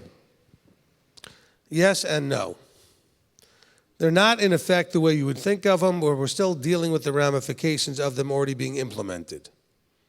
I'll say that again. In other words, if you keep, you're not automatically going to get all these promises. Because you're already in the cursing. We're already in the dispersion. We're already in the cursing section. We're not in the blessing section. Now, he does bless us just enough to keep our faith and our belief strengthened. And he gives us enough to show us, as I've said often in our opening prayer, when I do during prayer time, I'll say things like that we appreciate that he does for us just enough to remind us on a daily basis that he's aware of what we are going through and what our needs are, and he does those things that will help us to have that relationship. But you can't stand on and say, well, I've been keeping the Torah, so I can stand on the promise of this or this or this or this. That's in Deuteronomy 28. It doesn't work that way. That's a corporate thing. Now, yet on the other side of it, we are struggling because the curses have already come into place. And the reverberations of that and ramifications of that are still today affecting us. So that's why I said yes and no. Okay, no, we can't stand on them as if what we're doing today is going to bring these on specifically. But yes, we are actually living in the curses side of this. Okay, because of what corporate Israel did, and that's when they got scattered and dispersed. And we have maybe one more question.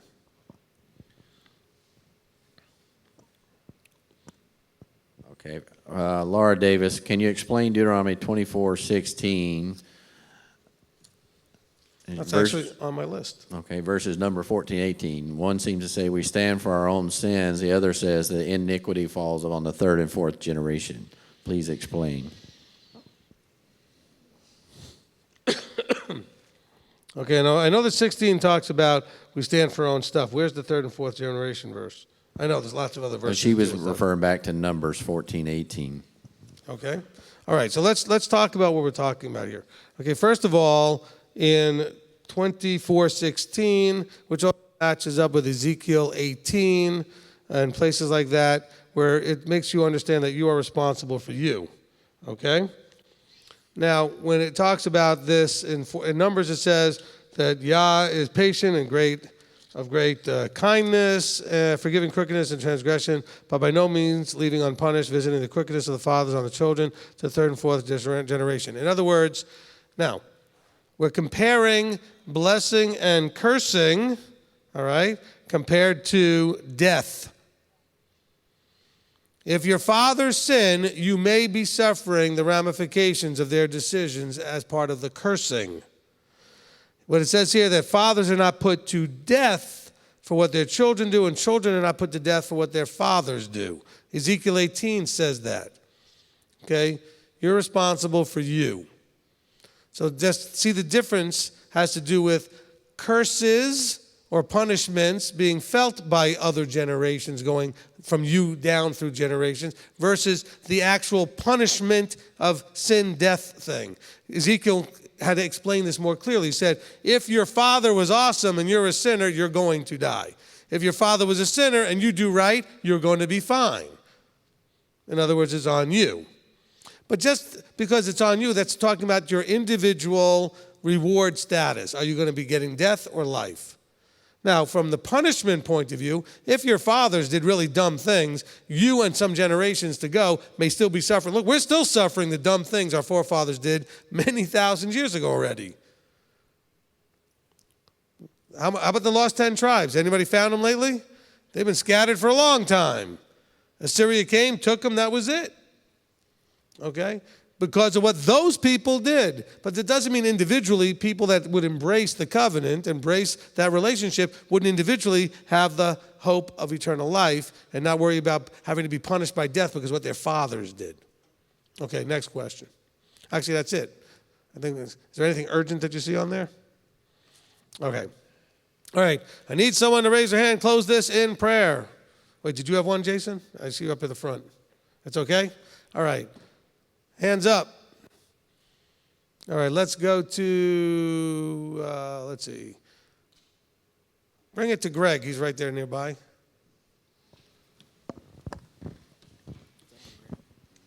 Okay, Greg's going to go ahead and close us in prayer, and then we're going to go to lunch. Abba, Father, we thank you that our teacher is determined to be a conduit for your precious, life-giving word. And we thank you and appreciate you for him. And we ask your blessings upon him and on each and every one of us, that we are determined to see our lives in the way that you see them, through your eyes. And we ask all this in Yeshua, your Son, our Messiah's name. Amen. Amen. Amen. Awesome. All right. All right, enjoy lunch. Services starts on time, 1:30.